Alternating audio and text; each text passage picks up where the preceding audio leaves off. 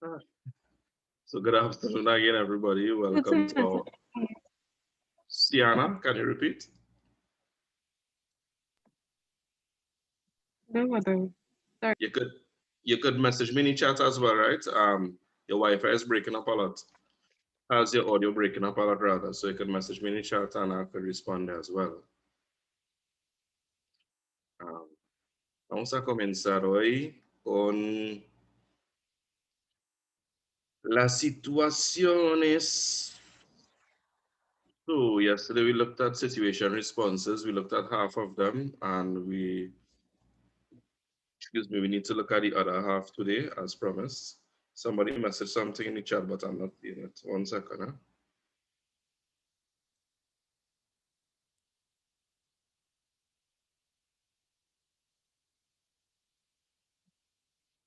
Okay, I received a message in the chat, and let me just clear that up before we begin, right? It's kind of tied to what we did yesterday with regard to the position of the pronouns in Spanish, right?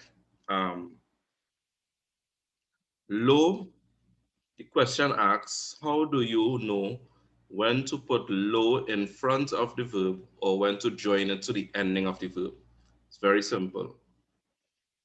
When the verb is conjugated, it doesn't matter the tense, but once it's a conjugated verb, we put the pronoun before the conjugated verb. Lo in this case is the direct object pronoun, meaning him, right? It could mean you in a formal sense as well, as we learned yesterday as well. The third person singular form can be used to express formality to say you as well, right? But reflexive pronoun, the object pronouns as well, they go before the conjugated verb. That's the only time it goes before the verb in Spanish, right? The other times would be when the verb is not conjugated, and that would mean, or that would include, when the verb is in the infinitive form, AR, ER, or IR ending, when it is the verb is in the present participle form, or in other words, we see the ando or the iendo ending there, right?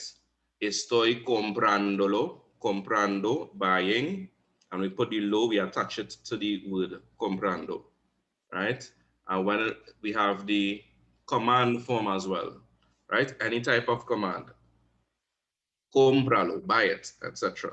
So once again, lo or the direct object pronoun is placed before the verb when the verb is conjugated.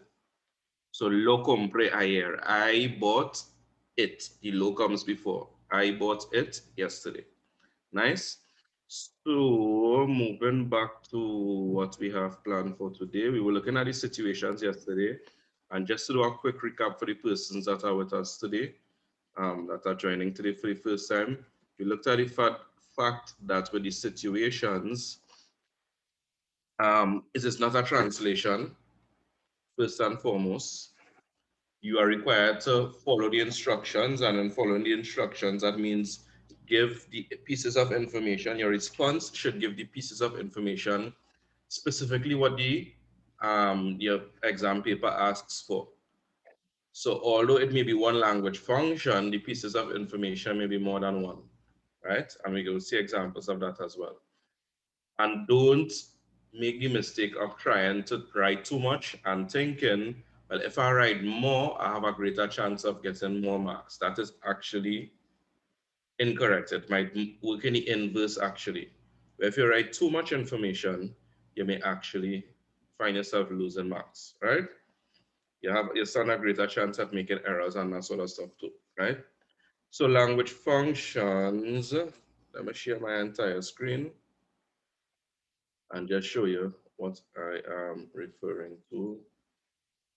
So in the release of topics for this year, we have the list of things here that we'll be doing for situations. So for the paper two, they gave us about the paper, the oral exam, etc. But for the paper two, these are the topics that we're doing here. Advising to expressing feelings, expressing good to warning. So yesterday we did up to expressing fears or wishes, right? And as I mentioned to you all, in some cases, I would have split up some of the situations and stuff, right? So for example, questioning, I believe was one, asking questions, I split up that into two, right? So we continue now from here, after which we would look at some, we will work on an essay together, we will look at some situations together that fall within these topics. It would be a full list of 10. We would also look at, we have some resources here, we could write one, and we also have another resource that we could look at a letter. Um, Same for contextual dialogue, same for reading comprehension passage, right? So let's get started, guys. Honest. All right, so why is the screen sharing stopped? The person that asked me the question in the chat, did I answer your question, by the way? You could just message me in the chat to confirm. Or if you feel like expressing it out loud, you could do that as well. Right, so we continue with the language functions. We have expressing feelings. And how do we express feelings in Spanish? We saw the verb sentir being used to say that you're sorry. It can also be used to express feelings in the language. Siento bien, siento mal, que, right? I'm feeling well, I'm feeling bad, that, plus the subjunctive. Me alegro que, it makes me happy that, plus the subjunctive. In order to express feelings, you can also use the verb estar with certain adjectives that describe feelings. Estoy contento. ¿Estás triste? Are you sad? Ella está alegre. Él está enfadado. He is angry. Before I said she's happy. Estamos avergonzados. We are ashamed. Estoy fastidiado. Pues estoy fastidiado. I am annoyed, right? And we have an example here as well. Now, a star, when it is the same person expressing a feeling for themselves, it's more common that we'll see a star being used with the adjective. But when it is you are feeling a feeling, some emotion for something or for somebody else, or for something that somebody else did or that happened to somebody else, we would more find these being used. Siento, bien que, followed by the subjunctive. So once again, as I explained before, we are seeing the presence of two subjects in the sentence or two persons that are doing the action. I am feeling fine, I am feeling well, I am feeling bad that you did XYZ thing, etc. Right? I am feeling happy that, etc. And similarly, no siento bien, no me alegro, etc. Right? Once it is one person is having an emotion for something else or somebody else, we use these phrases here with the subjunctive. And just to mention for the persons that are new today, don't stress, these resources will be shared with you at the end of class at the end. And you can ask your friends for the resources that were shared yesterday as well, right? Expressing good is bueno que, right? Just good is bueno que no maltrates a tu hermano menor. It's good that you don't mistreat your younger brother. Maltratar means to mistreat, right? So once again, we're expressing an emotion here, feeling. It is good that somebody else, something, right? Expressing good. Expressing gratitude, simply gracias or gracias por. If you're saying thanks for something, gracias por whatever that thing is, right? Or gracias por ayudarme, for example, right? Thanks for helping me. Gracias por plus the infinitive, or gracias por plus the actual thing that you're thankful for. Or simply you need to express thank you for something. Gracias, muchas gracias, mil gracias, etc., right? Expressing surprise, right? We also have different ways of expressing surprise. And the main verb, which means to surprise, is sorprender. S-O-R-P-R-E-N-D-E-R, sorprender, right? And we have these phrases or these, expressions, sorry, or statements that can be used. So estar sorprendido, or estar sorprendida for the girls. I am surprised. To be surprised of something for somebody else, expressing an emotion as well. Estoy sorprendido que whatever the person did, right?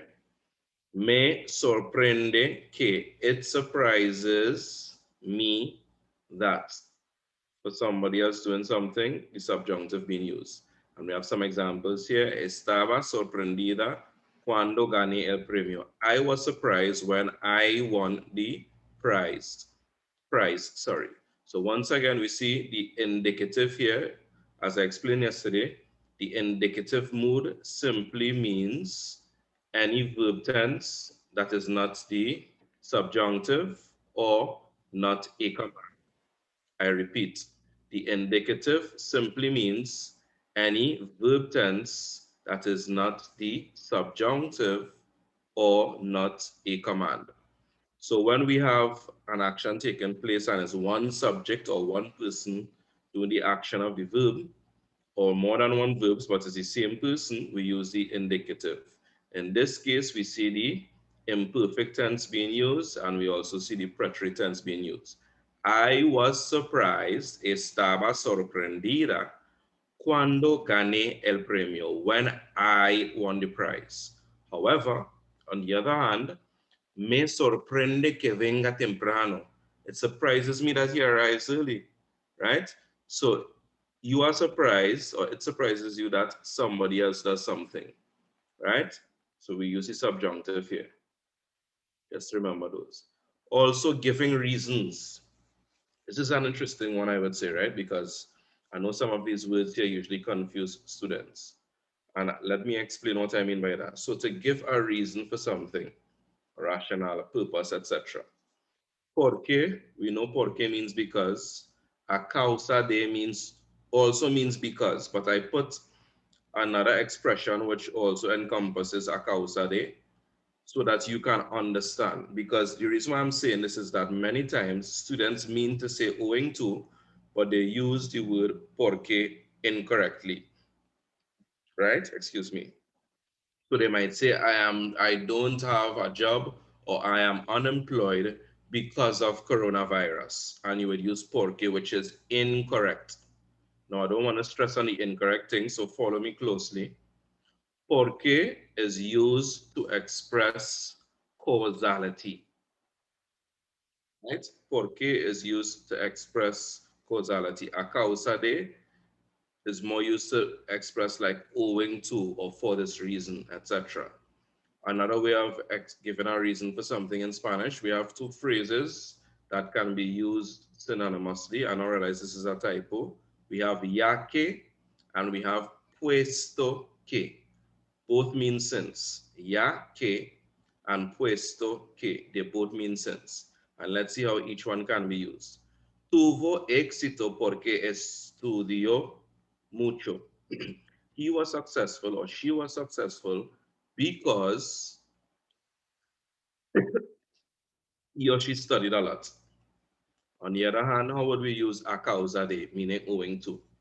No tengo trabajo a causa del coronavirus. Or for example, this could have changed to a causa de la cuarentena, because of the quarantine. I know not all the Caribbean islands are experiencing this, but we might have a quarantine in some. In Trinidad and Tobago, definitely we have quarantine taking place. So Cuaren,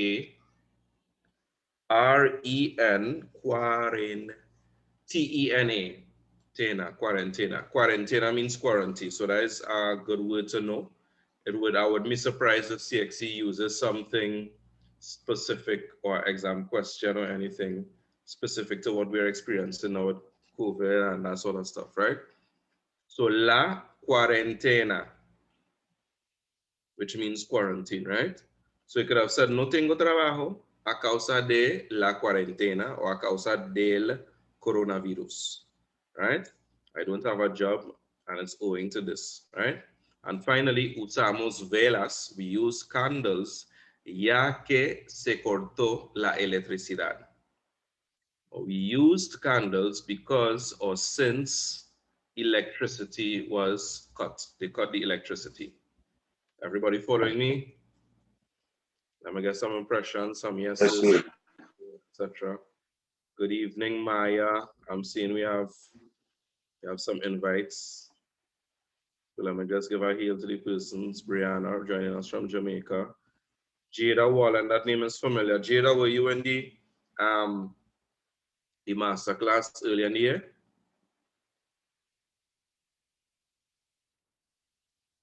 Jada?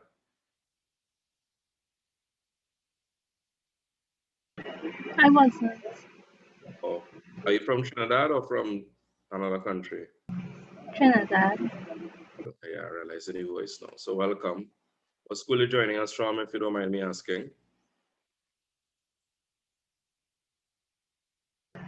Bishop. Okay, nice. So welcome, Jada. Welcome, Jarrell, bye. My brethren, Jarrell is in the building. How have you been, Jarrell? Yes, sir, Rich. I'm good. All right, nice. Maya, Liam, right? All the new persons that may have joined us late, welcome. Remember, we recorded this session as well. All right, so we're moving along. So those are different ways to give reasons in Spanish. And as I say, porque usually gives persons trouble because they use it almost like a blanket. But porque is used only in, like if you want to express causality, right? So tuve éxito porque the cause of this, what let's say again, cause and effect. That's what it's called, it, yeah? Yes, sir, you're right, you're right.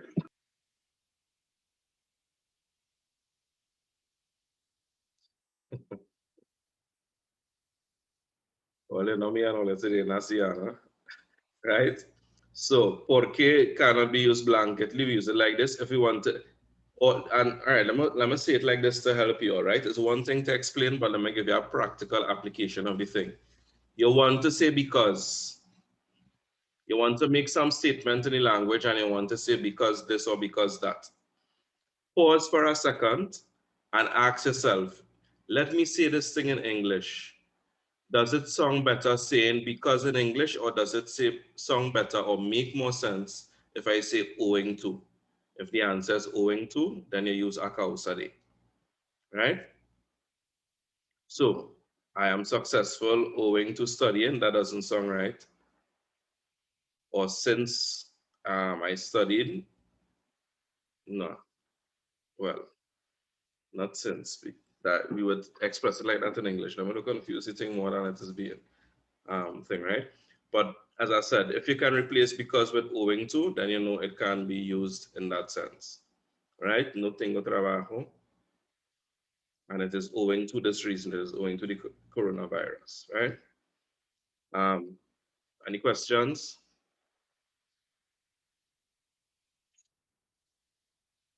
No, sir. Okay. Identify. And how do we identify things in Spanish? Um, we have many different ways. Este es, this is, and we call these, all right, let me not go too much into the grammar. Este is when you're referring to a masculine thing. So, este es mi teléfono. Esta es mi copa. Esta used for feminine sound. Estos son mis libros. Those are my books. Estas son mis, these are my, something that's feminine and plural, right? Aquel, that, aquella, that referring to a feminine thing. Aquellos, aquellas, etc., right?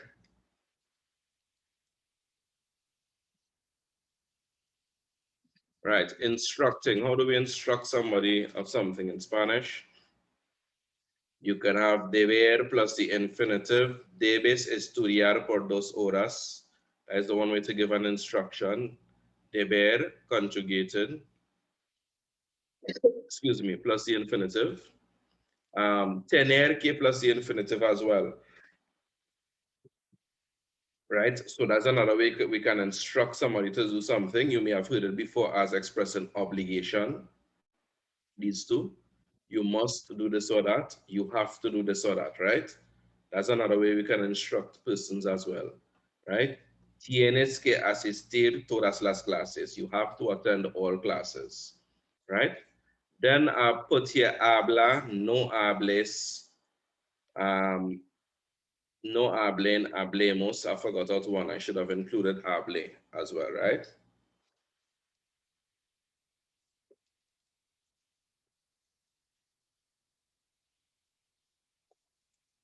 Anybody wants to take a guess at what is the difference between all of these?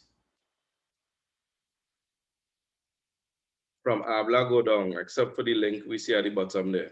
And I posted this link so Persons, that you, Commands. pardon? the persons, I hear somebody else said something else. Can you please repeat? Or commands. Yes, so these are all commands. So habla, which is the informal command, or we call it as well the to command, right? And it simply go to the to version of the verb in the present tense, hablas, and we drop the S. And that's how you get your informal command in Spanish. Once again, think of it as informal command, or they also call it the to command, as in TU accent, the subject pronoun to. And that's because the format, one way of forming it, and I know different teachers have different ways of explaining this. I have my way with my rational as well, right? So it's called to command. You go to the to version of the verb, hablas, comes, vives, etc. You drop the S and you put your exclamation marks. Sorry, it's not here, right? And that's how you get your informal command, or informally, I am instructing you, right? Or to. So habla, that is the informal, hable.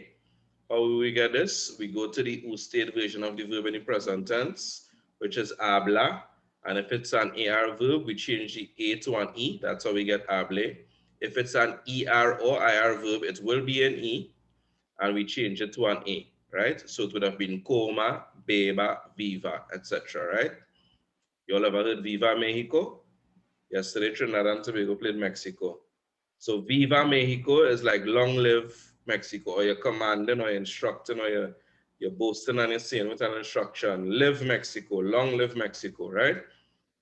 Then we have what we call the negative to command. In other words, you're instructing somebody to not to do something. Don't speak in the library. No hables en la biblioteca. And how do we form this? We go to the to version of the verb in the present tense, hablas. We change the AS to an ES. If it's an ES as in comes, vives, etc., we change it to an AS, right? No comas en la biblioteca. Don't eat in the library, etc. So we have the informal to command, we have the formal usted command, we have the negative command, you don't do something. We have the negative you command if it's more than one person just saying to not do something, right? Don't speak in the library. Boys, don't speak in the library. Chicos, no hablen en la biblioteca, right? Same thing, you go to the ustedes version of the verb. If it's an AR verb, you change it from AN to EN. If it's an ER or IR verb, you change it from EN to AN, right? And then you have the we version of the verb, or we have the nosotros command, you call it. So in other words, let's eat, let's speak. That is the equivalent of saying that, let's do this, let's do that, right? So, hablemos entonces, yeah? Somebody comes to you and they say, listen, we need to have a chat. And you say, all right, let's talk then. Instructing them, let's talk then, let's speak, let's have a chat. Hablemos. And it's simply, as you notice, it looks like the subjunctive, the present subjunctive, correct?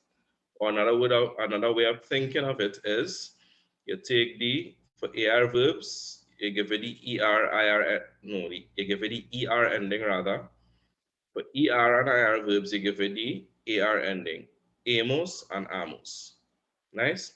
And I put this link here at the bottom of these because I know that all of this data discusses a lot, but I put this link on SpanishDict.com. You have a guide with some notes, full set of notes on the commands in Spanish. So you all can take a look at that after as well. Introducing someone. Te presento a, Le presento a or les presento a.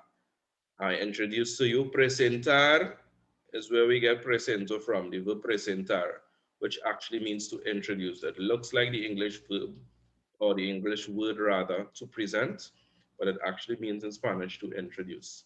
So it's one of those false friends. So te presento a, le presento a, les presento a. Once again, you could use este es, esta es, estos son, etc. to introduce persons. Este es mi amigo Jarel. Esta es mi amiga Anushka. Estos son mis amigos Jarel y Anushka. Estas son mis amigas Anushka y Siana. So we see the differences. Este is when you're introducing one male. Esta is when we're introducing one female. Estos son when you are introducing a group of persons, more than one persons. It could be a group of males only, or it could be a mix of male and female. Even if it's 10 females to one male, or 10 males to one female, once it's mixed genders, we use the estos. And estas son when you're introducing a group that comprises females only. Inviting someone, te invito a, I invite you to. Le invito a, I invite you to formal. Or les invito a, I invite you all to. Les invito a mi boda, I invite you all to my wedding. Te invito a mi fiesta de cumpleaños, I invite you to my birthday party, etc. Or quiero invitarte a, I want to invite you to. Quiero, use the verb querer, to wish or to want. Quiero invitarle a. Profe, yo quiero invitarle a mi boda. Sir, I want to invite you to my wedding. Quiero invitarles a mi boda. I want to invite you all to whatever, right? So that's how we invite persons. Promising, te prometo que, I promise you that, right? Te prometo lavar la ropa. I promise to wash the dishes. So we use te prometo que. I think I made a mistake here.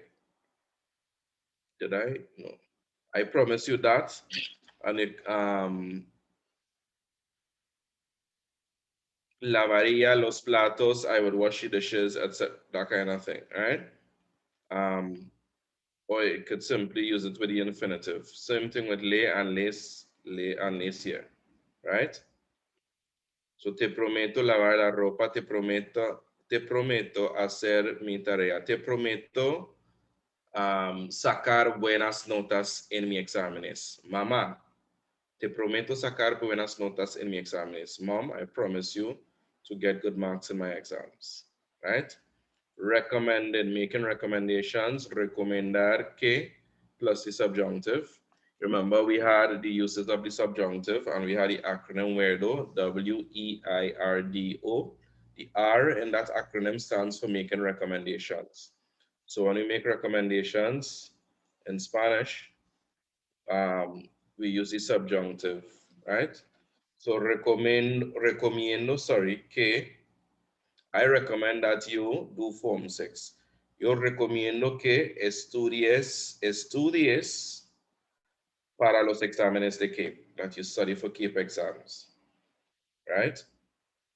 Or te recomiendo, and you could use it with the infinitive. I recommend to you to study. Te recomiendo estudiar para los exámenes de CAPE, right? And as you notice from here, recomendar in the present tense, excuse me, is a radical changing verb. So the E, this E in recomendar, this E changes to IE, right? Just give me 1 sec, let me take a sip of water. Reminding persons, how to remind persons in Spanish? We use the verb recordar, right? Which means to remember or to remind as well, right? And once again, it's radical changing, or as we say, stem changing as well in the present tense. This O changes to UE. Recuerdas que el torneo es este fin de semana. Remember, or Yeah, remember that the tournament is this Saturday. Te recuerdo que, I remind you that el torneo, the tournament, is this weekend. It would have been said like that as well, right? Next, requesting. How do we make requests in Espanol? Right. How do we make requests in Spanish? We could use the verb pedir. We could use the verb solicitar. Right? Pedir means to request or to ask for something. In English, it is what we call a phrasal verb, right? So one word in Spanish becomes a group of words or phrase in English.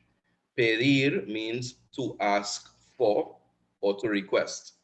Solicitar, just like it looks like the English word solicit, it means to solicit, and to solicit also means to request, right? Synonyms. So pido tu ayuda para hacer la tarea. I request or I am asking for your help to do the homework, right? Pido. And this pedir is radical changing as well. The E changes to I. That's why we see pido here.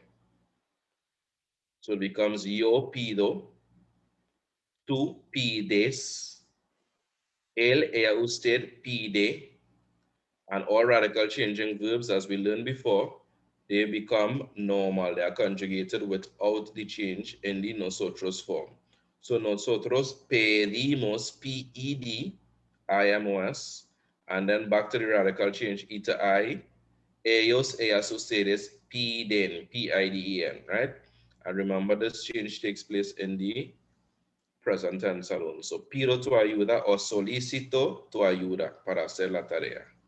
How do we threaten persons in Spanish? The verb amenazar means to threaten. Amenazar means to threaten. So me amenazó con un cuchillo. He threatened me with a knife, or con una arma, with a gun, right? Amenazar means to threaten. To warn somebody means advertir. Advertir means to warn, right? I don't know, some of you all, I don't know, depending on how observant you are to specific things, you may see, for example, in those on the beach,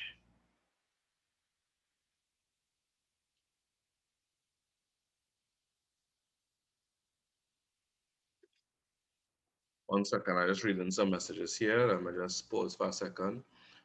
Te presento a means I introduce you to. So someone asks if I could repeat what te presento means. Te presento a, right? Te presento a means I introduce to you. That is used to introduce somebody. Maya asks, that isn't also ese. Yes, correct. I think you're referring to the este. Yeah, if you could also use AC to for the word that. Yeah, I never seem to remember the difference between the two, so I'm giving you a task, Maya. Can you remind me when we finish the situations? So just let me do a quick research to see the difference between ese and este, right? Okay. But you have to remind me because I will forget, right? Okay. Okay, so advertir. So yeah, so persons in Trinidad, we have something called maxi taxis, which is a form of public transportation. In the other countries, it may be a different name. Jamaica is what? Chichi bus. I don't know what it is in Guyana. But sometimes in these public transportation, maybe even a normal bus, you may see on the window to open the door, it may have a little sticker. Now, this sticker is usually clear, it's transparent, but the writing is in black. So that's why I say I'll be observant and you may see it. So many times these public transportation, the vehicles may come with the warning in English. It may come with it in Spanish as well. So you may see a little circle with an exclamation, not a circle, sorry, but a triangle with an exclamation mark and something that says advertencia, ADVERTENCIA. Advertencia simply means warning. You may see it by the beach as well. Yeah, I believe in Trinidad we may have it by some beaches since we have a migrant population from Venezuela as well, right? So with certain flags and stuff, you may see it as well, advertencia, which means warning. And that comes from the verb advertir. Advertir means to warn. And once again, radical changing, this E changes to IE. So advierto, I warn. So I warn you that it is very dangerous. Right? That is one warning. Okay. Te advierto que es muy peligroso. Any questions so far? I believe that is the end of our situations. Any questions so far?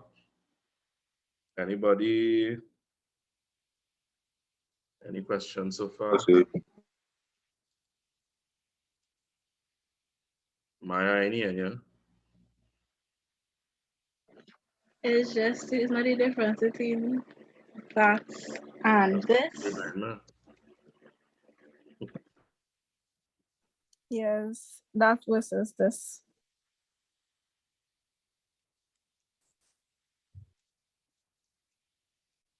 No, you could go anywhere on the So internet. I think I'm listening. like from my notes that I had in Form 3, it was like este is this and it's like something that's closely, well, this is only doing shopping, but like yeah, este was this, este was that, that's like middle ground, and then I think it's Akil is something Akel. farther. Akil. Este, ESTE is what we call the demonstrative adjective. What does that mean? An adjective describes a noun. Demonstrative means that it is showing. So the demonstrative adjective simply means that this is a word that describes and shows us which noun we're referring to. So in other words, este control remoto. This remote control. Este control remoto. This. The este, esta, estos, estas would always be used when it is we have the noun in the sentence as well, the thing. So hence you have este control remoto. Now, you can say, ¿cuál control remoto? Este. That will be the answer. This one with an accent on the first E. E accent STE. Este, this one. So whenever we see este, E-S-T-E, without the accent, it means this and it goes with the noun. So this book, this watch, etc. If you see este by itself with the accent on the first E, it means this one. That's the demonstrative pronoun. Because remember, the pronoun replaces the noun.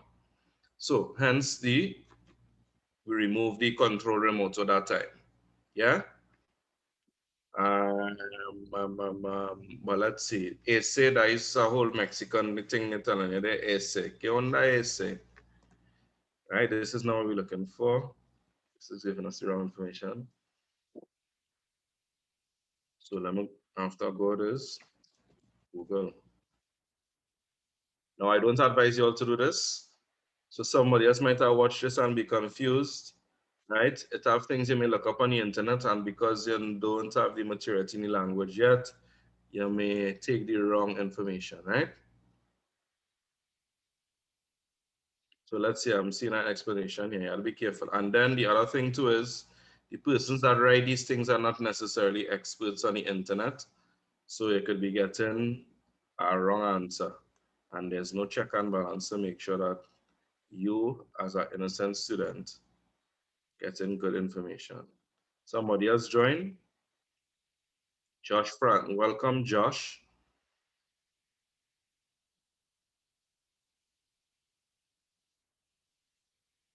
Good afternoon, Joshua.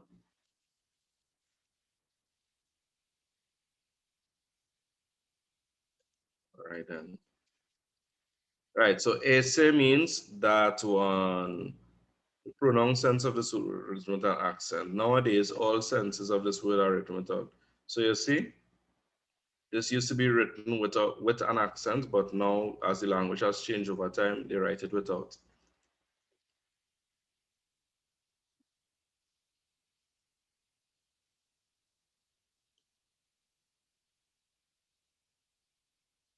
Wow. Now, based on, all right, so here's what it's saying, right? Ese is a demonstrative adjective, which is the same thing as I explained to you on ESTE. Let's see what they say for este. That's why we learn the language and not study it. So este could mean east. It could also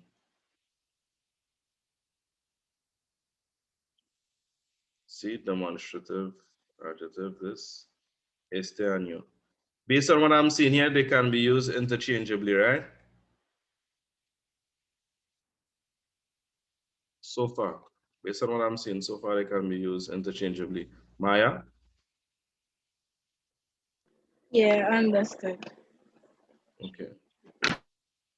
Any other questions? Anybody else? Not right now. Pardon? Not right now, sir. Usanai? That's right. Nai, my brother, Nai, yeah. Afternoon. I now seen your message. Yes, sir. The last person that messaged me good afternoon. 3:57. All right.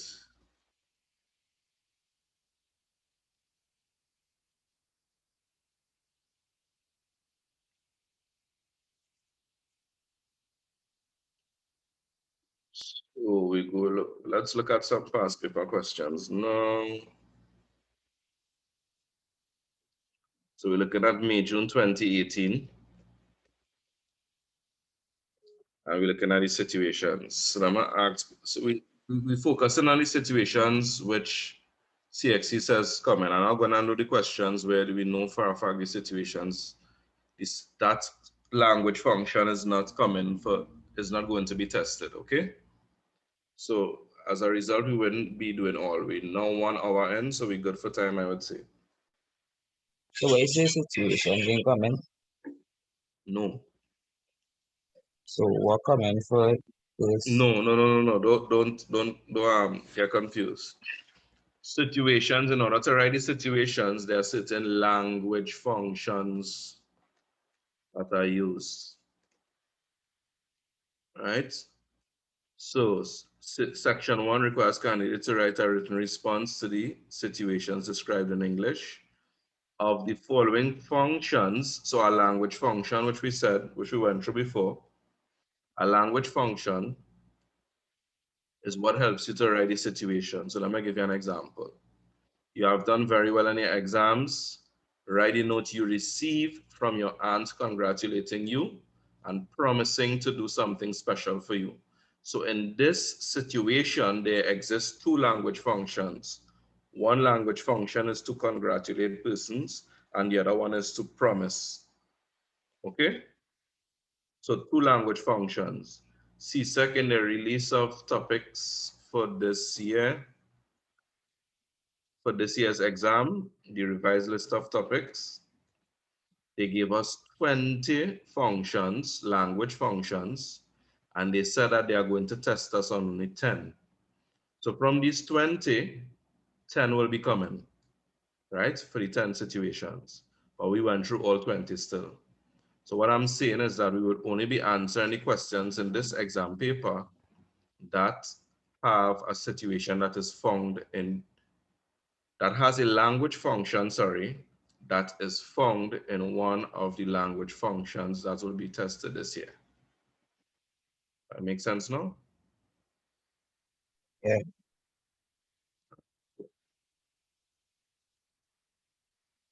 Who was talking to just now? Kudos?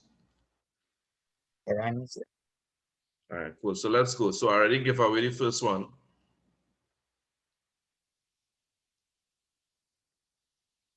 You have done well in your exams, ready note to receive from your aunt, congratulating and promising to do something special.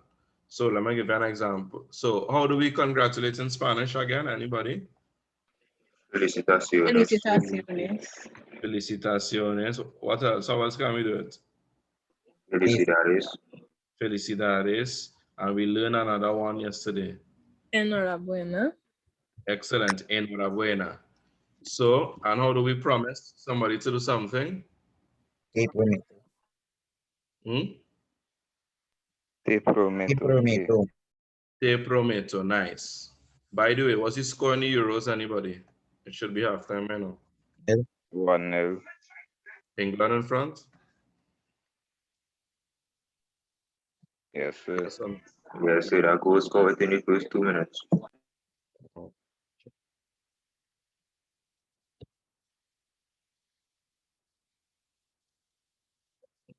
So you would say, enhorabuena. How you say nephew again? Or niece? Sobrino, sobrina. Sobrino. Right. Enhorabuena, sobrina.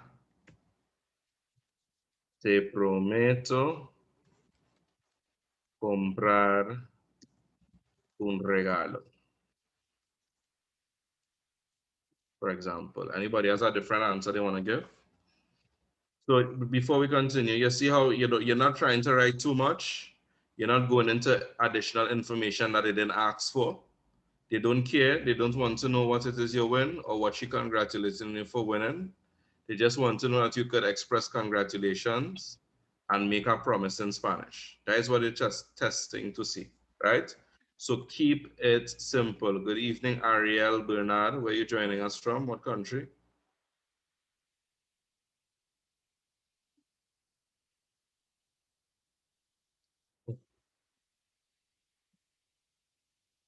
Right, so we have an example here that somebody put in the chat, and you could do that, you could PM private message in the chat, right? But what I would use this example and I would say that the issue here, the error here is that you are missing out the promise. So you would have lost marks here. You would have only fulfilled one of the language functions, which is congratulating, but not making the promise. So you could instead have said, te prometo comprar un teléfono nuevo.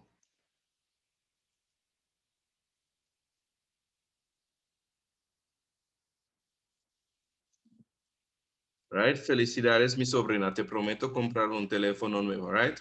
Come on, y'all. If it is, you don't feel like speaking out your answer in fear of being incorrect, which nothing is wrong with that by my standards, you can write it, private message, an answer to me in the chat. I ain't calling names, but I will post it and we correct it accordingly.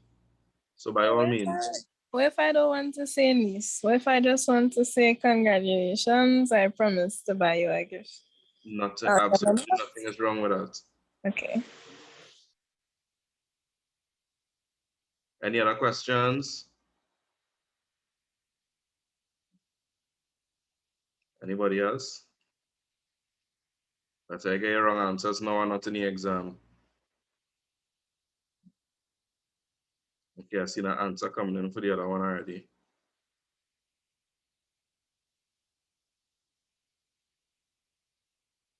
You have to, yeah, you don't have to use regalo. You don't have to use the word gift. And you could specify the exact thing you want to give as a gift. Yes, you Something can, special. by all means, as we see in the second example. Yes, Ariel, where are you joining us from?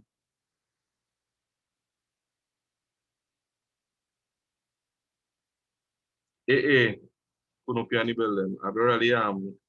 I actually live in Kunupia too.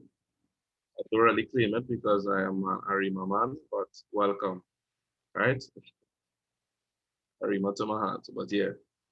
So somebody was asking if it is, you could forget out saying a gift and you could specify the thing. Of course, by all means. Nothing is wrong with that. That will be perfect actually. All right, I've seen answers flying in for the second one. So let's move on to that then. You wish to borrow an item from your classmate, right? He knows you send to him or her making the request. How do we request something? Well, actually, it's not just to request something, but how do you request to borrow something?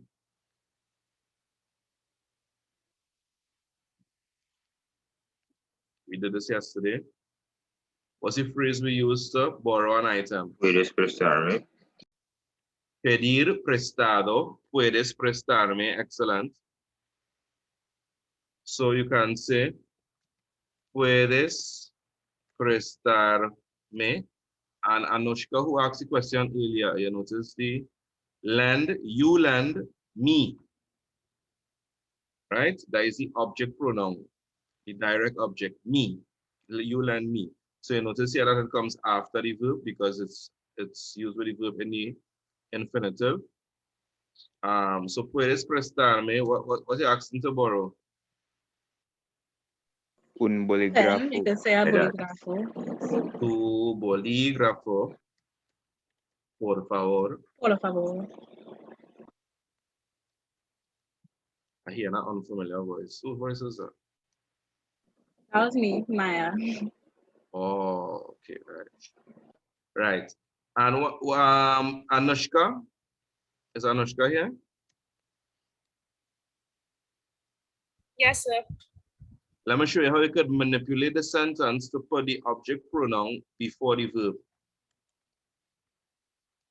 Right? Me puedes prestar tu boli. You might hear this as well sometimes. Porfa. No, I'm going to teach you all of the wrong thing. Bolígrafo, por favor. Right? This will, you're more here like native speaker saying, wow, all those comments coming in.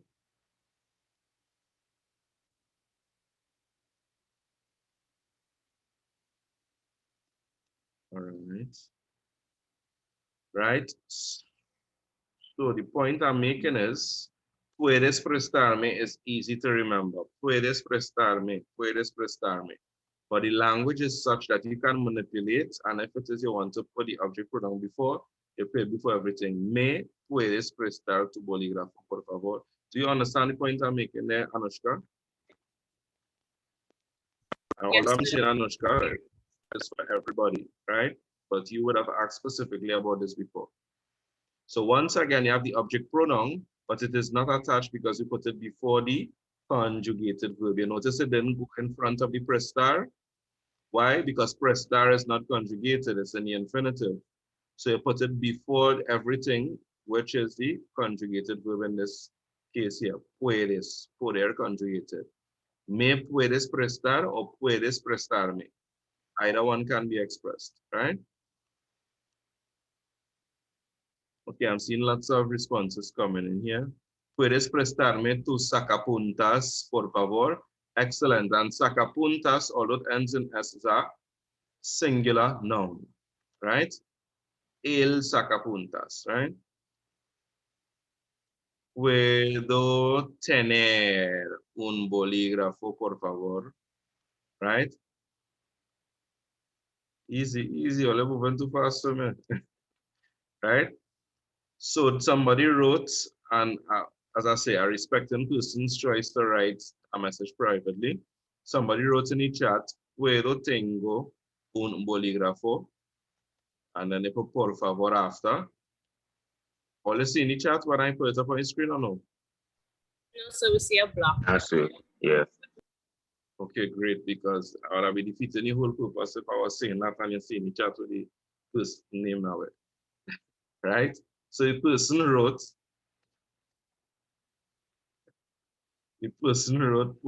puedo tengo un bolígrafo, por favor. 1 second, open.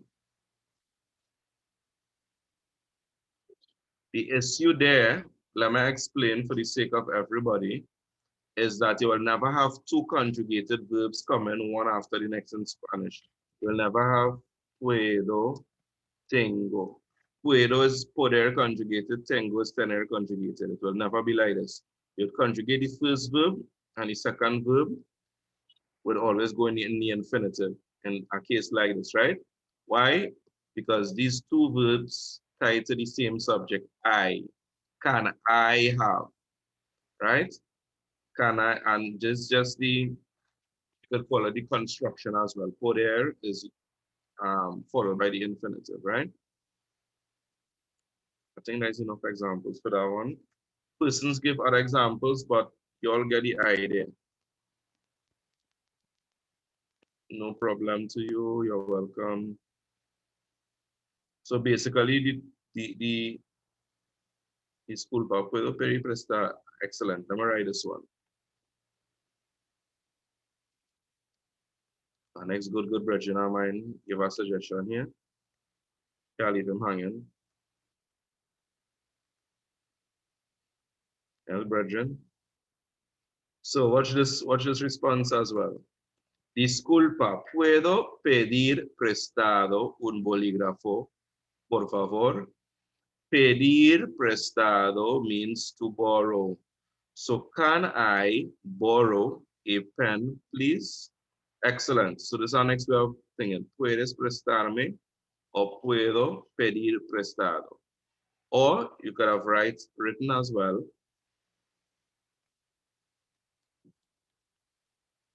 Disculpa, pido prestado un bolígrafo, por favor. Right? So we move into the other one. You send a short email to Anita informing her of a particular incident and the time. Okay, we're not going to do that because that is informing is the language function there, which is not one of those that are coming. Wait, I've seen persons had sent me some answers. That's for which one though?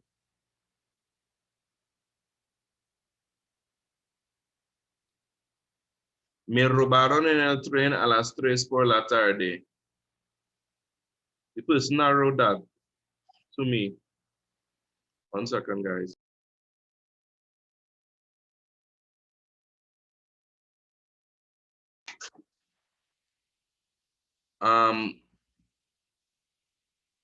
The person wrote that in the chat to me. I don't know which question you were answering there. Or you were looking at this one, I know, see.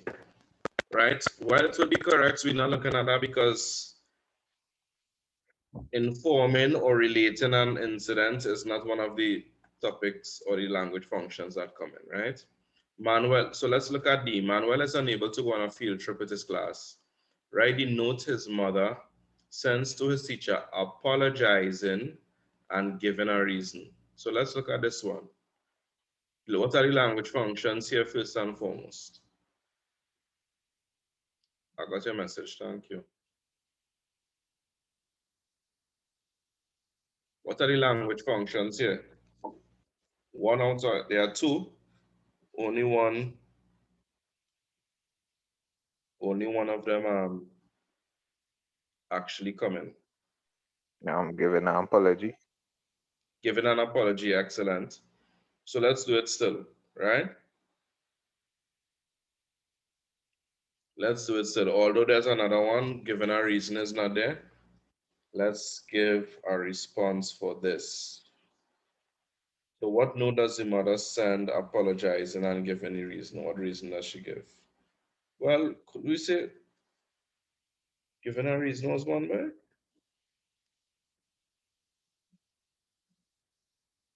So explaining, I Yes, think. given a reason. Given a reason or explaining. But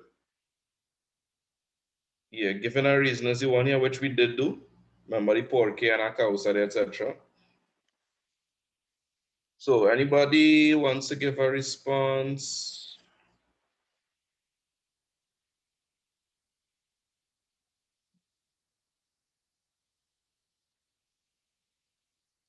Nice.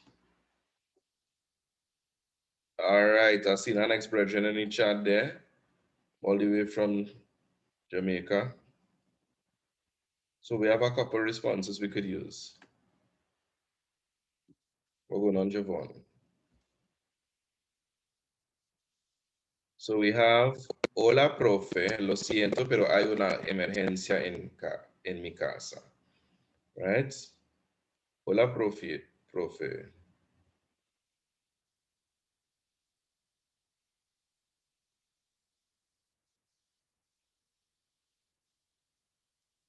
Pero let's change this instead to Juan no puede asistir a causa de, because of una emergencia en casa. So somebody gave that first one, I just changed it to correct it. Hola, profe. Lo siento, pero Juan no puede asistir. Juan cannot attend. Asistir, although it looks like assist, it means to attend. He can't assist, sorry, he can't attend, sorry, because of an emergency at home, right? Or owing to an emergency at home, right? A causa de. I have an answer, but I'm not too sure if it's correct. That's the way to go. Better I get wrong now than tomorrow. Okay. I'll listen. Okay, so hola, señorita. Lo siento, pero mi hijo no puede asistir a la excursión ya que tiene dolor de cabeza. Okay, let's shorten that a little bit, right? Hola, profe. Mhm. Who are talking to, by the way? Maya. Maya in the building again, boy. I like Maya vibes already. Maya talkative. Hola, profe. Pero Manuel no. Okay. Siento que Manuel. I am sorry that. Remember, that is another way of saying, of apologizing. Yeah. Siento que Manuel no asiste porque o ya que Tiene dolor de cabeza. dolor. Dolor. Right? Nice, thank you, Maya. Mis disculpas, señor. So let's, okay, I see another. Let me use this as well. Mis disculpas, señor Weeks. So you apologize.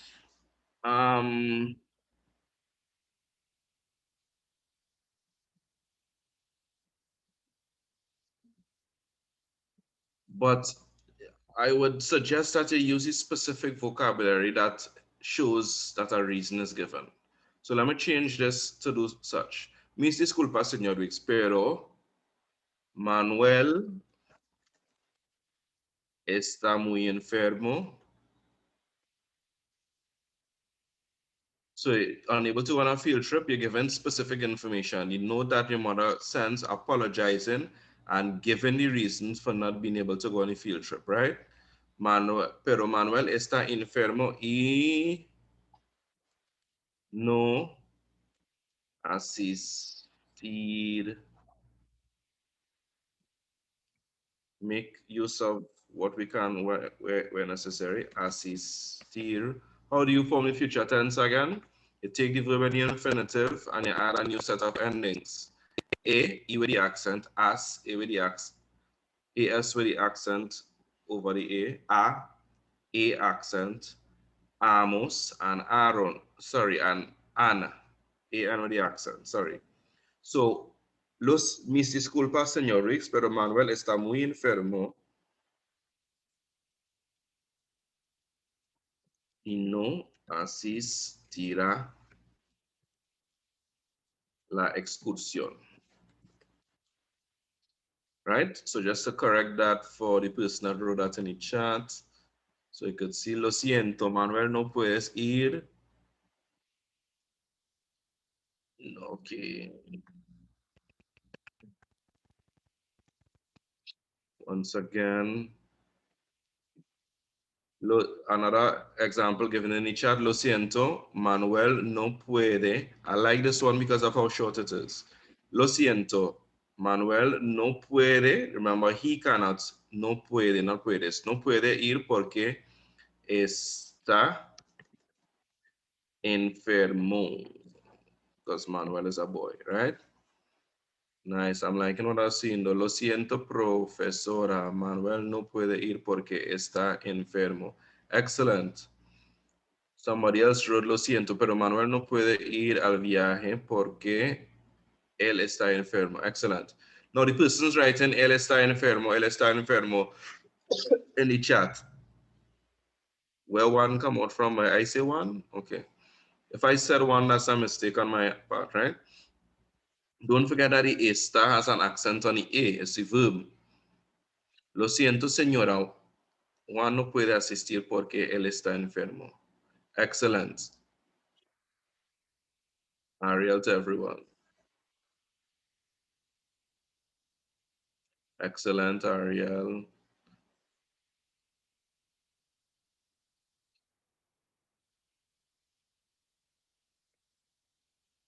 Okay. That's not.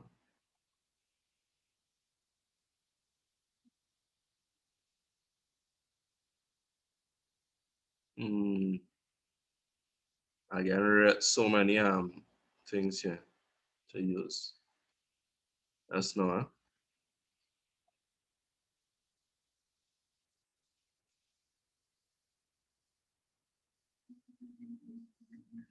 Another one somebody has is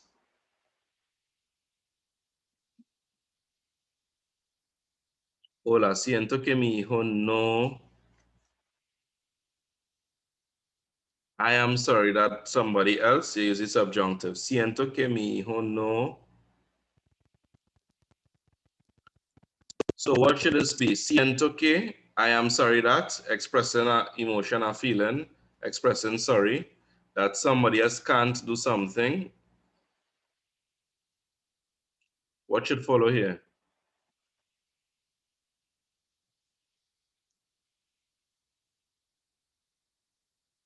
Anybody?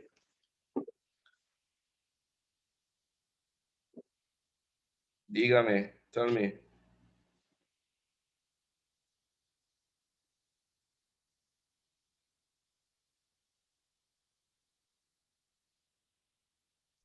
So the question is, somebody expressing to somebody else that they can't do something. Yeah. Siento que is followed by what? When you're talking about you're sorry that somebody else can do something. The infinitive. Mm-mm. I wonder if it's Subjunctive too. subjunctive. Pardon? It's subjunctive. Thank you. Also, once Jerome said something. So what should it be?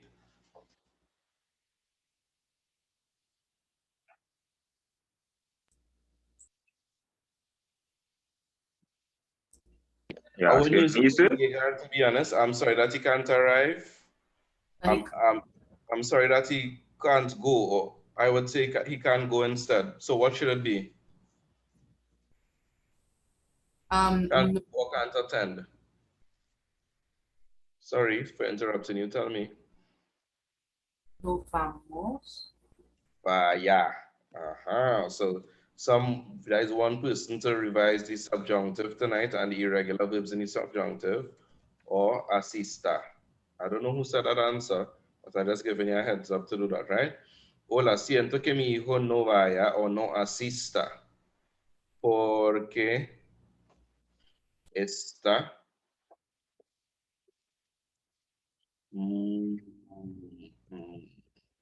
está enfermo. Whoa.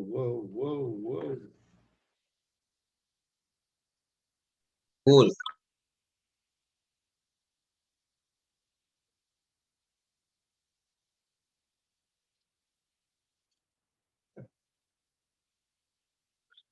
All right. Not all the answers will fit, right? So let me read out some of the other ones. Lo siento, profe. Manuel no puede asistir. You forgot how the R at the end of asistir. Yeah, that was a mistake. Sir. I deliberately didn't call your name because I thought you didn't want it to be That called. nothing, you know, I just never pick the talk all the time. Okay. You're breaking up. So Manuel no puede asistir a... It will be porque there. Porque tiene que ir a su abuela. So, sir, a causa, they would be like, if something happened before that they can't make it. Remember, no, listen. You remember the trick that I gave you to test if it's a causa or porque? Usually students use porque, which means because, when they're supposed to use a causa de. So this is the trick. Take the sentence and say it in English as you would want it to be read. So you would like to say, I'm sorry, Profe, Manuel can't attend because he has to go to his grandmother. And the hint I told you to use is if you can replace because there with owing to or due to, then you use a causa de. If it cannot be used like that, or if it cannot be replaced like that in English, keep the porque, right? Keep the porque or the because. So listen to it now. I'm sorry, teach. Manuel can't attend owing to he has to go to his grandmother. That song in normal in English or no? It doesn't sound right in English, correct? Yes, sir. Right. But if we had because, so only ask yourself that question when you want to use because, but you're not sure. You want to use because and you're not sure, replace it with owing to. And if it still makes sense with owing to or owing to the fact that, now don't use owing to the fact that, say owing to or due to, right? Once it could be replaced with that and make sense, use the a causa de. If not, keep the porque. This one is back, I'll go through all. And okay, that is a different one.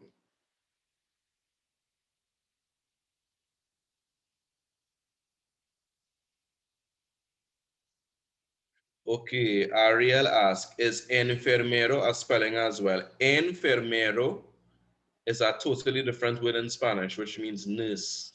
So un enfermero is a male nurse. Una enfermera, change the O at the end to an A, is a female nurse. So is you put a Oh, I put right on the next screen. to, yeah, Oh, right my next bad, to my bad, that my one. bad.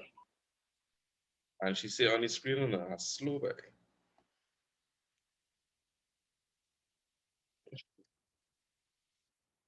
So, no puede ir porque está enfermo. Thank you, Ariel. No, yeah, okay, all right, all right, all right. So we have another thing here. Buenos días, señorita. Manuel no puede asistir a la excursión con la clase porque no deseo enviarlo. Because I don't wish to send him. This is rude, but based on what the situation is asking for, it will be correct.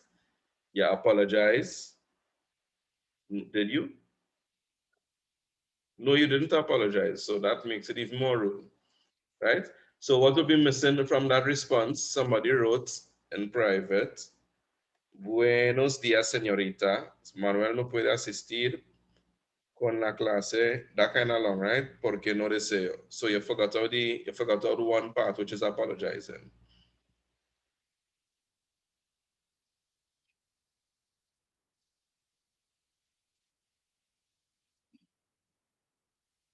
Somebody asked me to remind them of when the subjunctive is used. I can, but after everything, I will do that, right? That might take 10 minutes. So I don't want to break the momentum, but it's up to you to remember to remind me, right?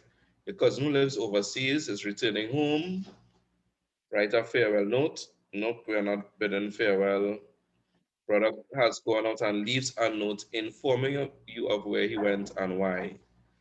Informing, no, that wasn't one of the that's not one of the things that are being tested this year. Your sister's purchasing a gift for your mom. She sends a message with pictures of 2 items. Write the message you send, stating your preference with a reason. What? Expressed in preference, one of the things. Given a reason was one. Expressed in preference is not. But just quickly, prefiero or me gusta más. This might come in for something else.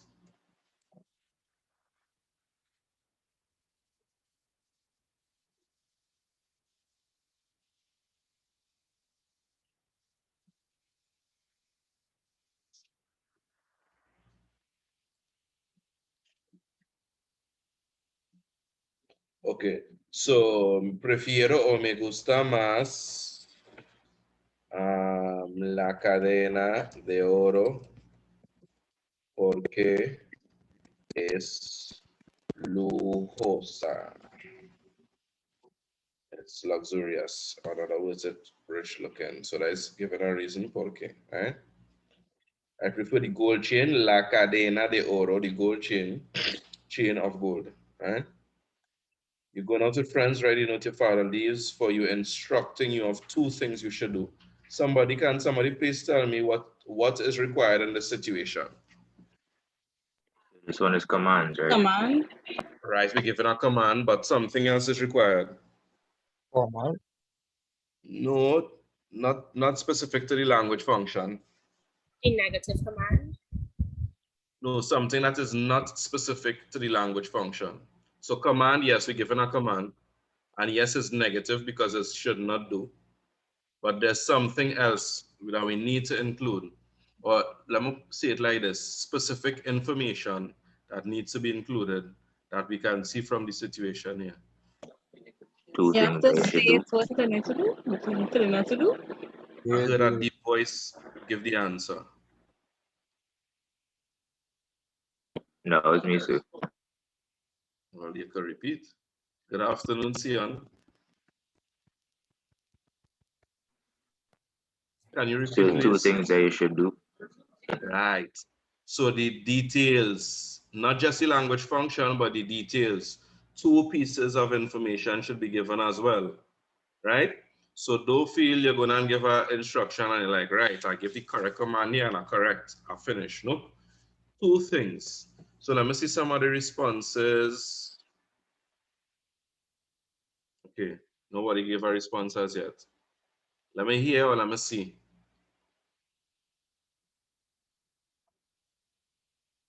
What response will you give here? You should not do.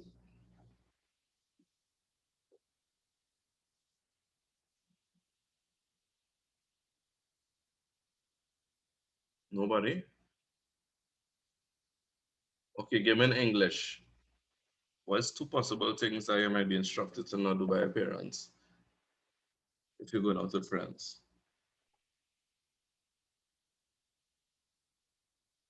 You all are good children, eh? Model children. Thank you. That is the first thing I expected to hear. Right? Don't drink alcohol. Don't stay up too late. Hmm? Don't stay up too late. Okay. Now, drugs. this is what I'm thinking. I'm telling you to think of it in English so that you could start to get the mind active. But when we're doing that, you need to keep in mind that they're trying to think in Spanish. What do I mean by you're trying to think in Spanish? You're trying to think of something that you might be able to express in Spanish as well as in English. So anybody know what's the word for alcohol? Nope. Alcohol is, Alcohol. nah, I don't know. Alcohol, same spelling. Anybody know what's the word for drugs? All the narcos watching people and Queen of the South and all those movies. Huh? Glucose. Droga, sir. Droga, la droga, right? So, I'm seeing some responses. All right. Don't drink and drive.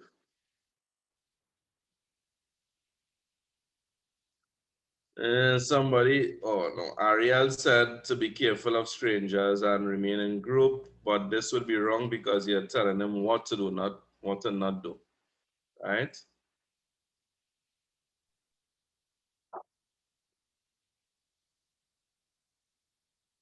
All right, let's use some that we have here. Talk to stranger.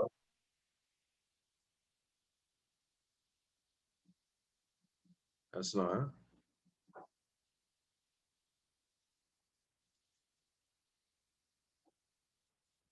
No regreses a casa después de, right? Remember después de, so we write it. After 11, where's fly come out from, right? E, so this is only one.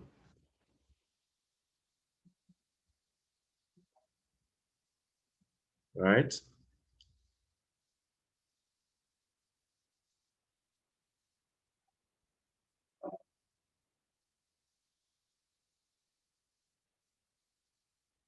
Seen somebody else send one here, which is excellent actually. No, oh shucks. Well, excuse me one sec.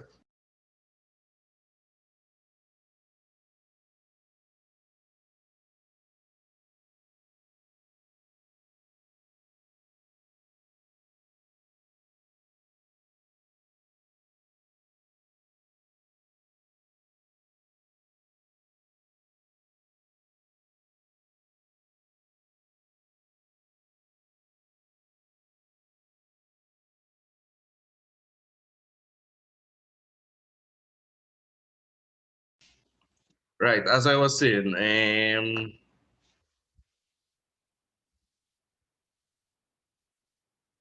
I have Agonan, big up yourself. I don't know if you want me to call your name or big up yourself. This is a perfect response. No se olvide llamar cuando llegues y no, well, I lied, that's one mistake, right? Y no bebes alcohol. So, no te olvides llamar cuando llegues y no bebes alcohol. Excellent. Don't you forget to call. Remember, the negative is negative and it's informal, right? Because it's parents to child. You all with me, right? Yes, sir. Yes, sir. Right. So don't forget to call when you arrive and watch. As we spoke about yesterday, after certain words, prepositions such as cuando, when it referring to an action that is yet to happen, we use the subjunctive. The action hasn't happened Yes, as yet. sir. You are, 1 second, right? Remember your question. So don't forget to call when you arrive and don't drink alcohol. Yes? So it doesn't become bebas? Oh, yes, yes, yes. I'm thinking this subjunctive. I'm thinking wrong, sorry. Thank you for that correction. Hard luck there, girl. The person that write this. Beber is a ER. Correct. You all are brilliant. Take a Panadol for the person who had hurt in the eye.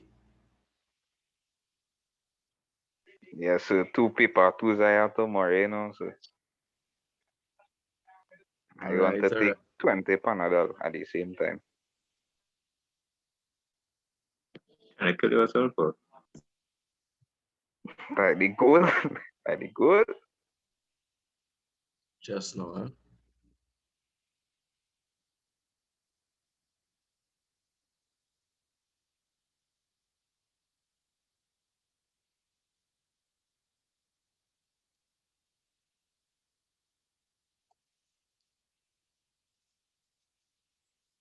Okay, we use this one. Nice and simple to the point.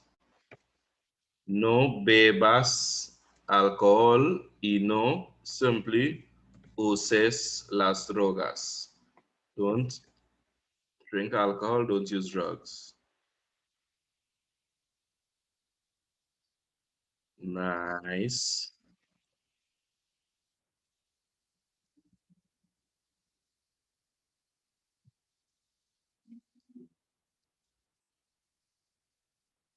We have no quites. 1 second. Okay, so let me somebody gave me one and I'll add it to this one here. No regreses a casa después de las 11 y no quites tu máscara. Don't take off your mask. Right? Excellent. Now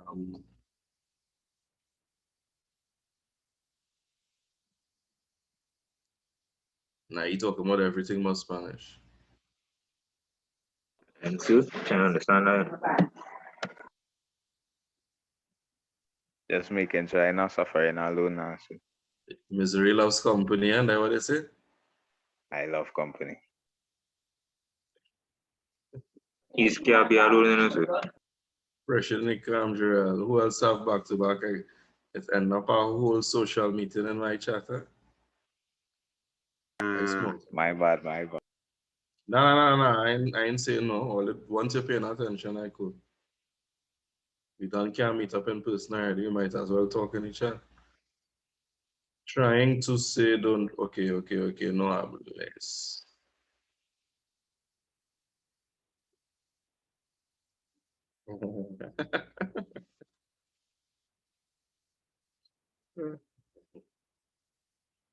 No, I like this one. No uses mi tarjeta de crédito y no hables con chicas. Don't use my credit card and don't talk with girls. That is what the person put in the chat. That is not my suggestion. But that's something my father would say. Who's talking there? Ariel, sir. Ariel? All right. No uses mi tarjeta de crédito y no hables con chicas. Excellent. Right, so there were other examples. There are other examples, but we would stop there. Somebody asked a dumb question. You just get marks for a funny answer. That makes sense. You get marks if your answer is appropriate and grammatically correct and sticks to what the situation is asking. You may get the examiner to chuckle. That is it. You ain't going to get anything extra. You're the secretary of a club on our scheduled meeting. Right, the email you sent to the club members. Did we do reminding? Yes. All right, so let me give now. We have to speed up. Recuerden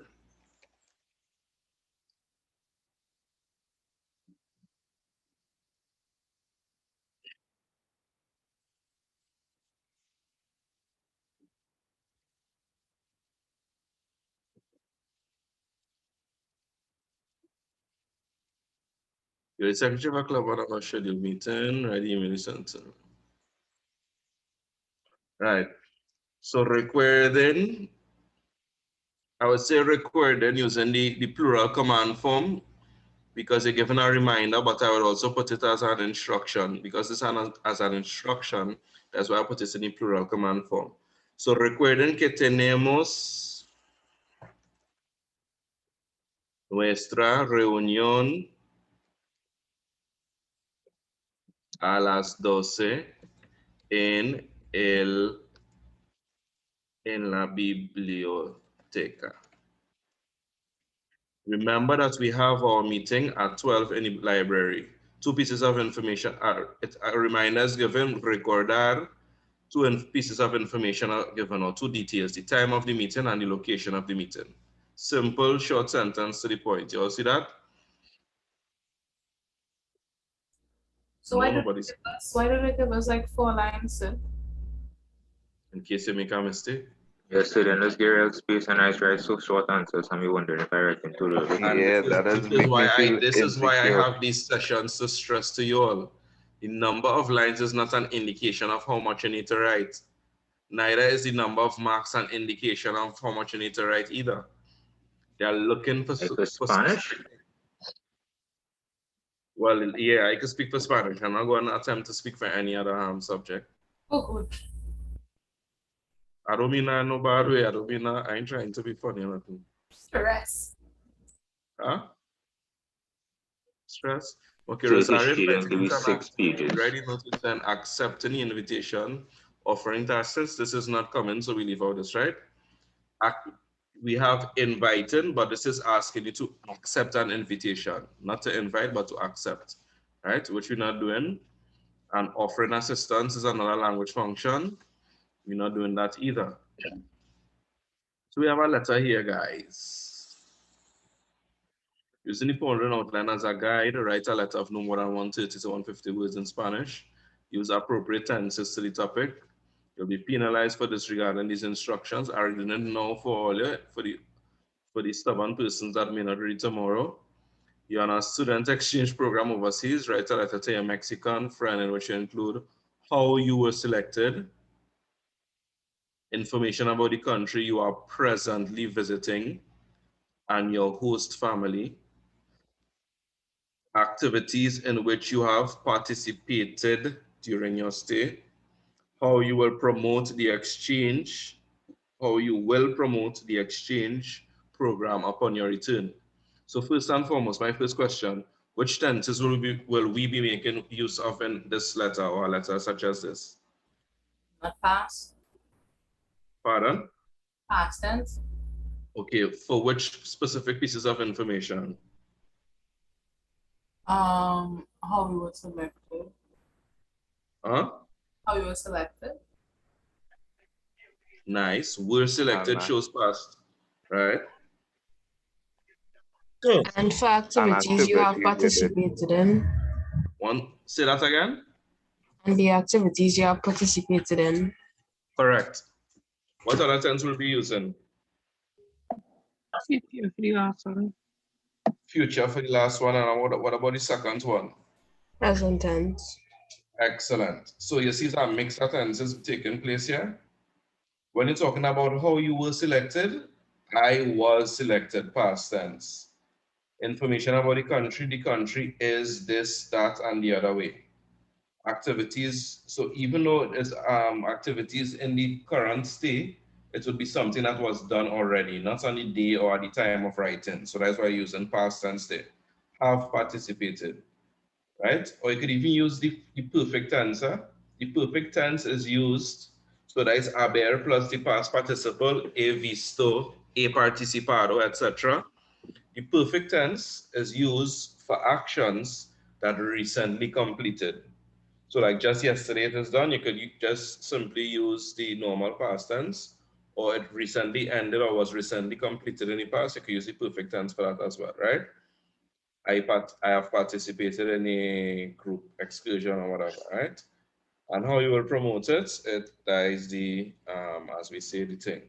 So boom, let's go. We're starting off. You all give me the information to write. Where are we writing from?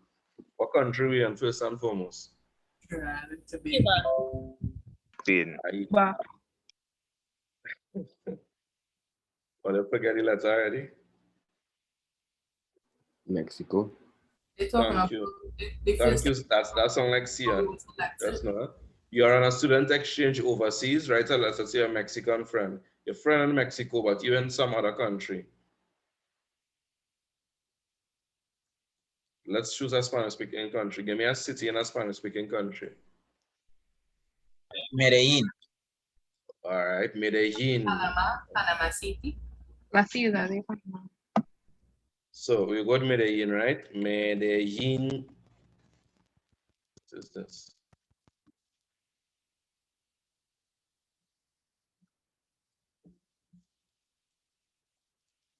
Medellin has an accent on the I, not so? Somebody confirm that for me now, please. Medellin. And what is the date?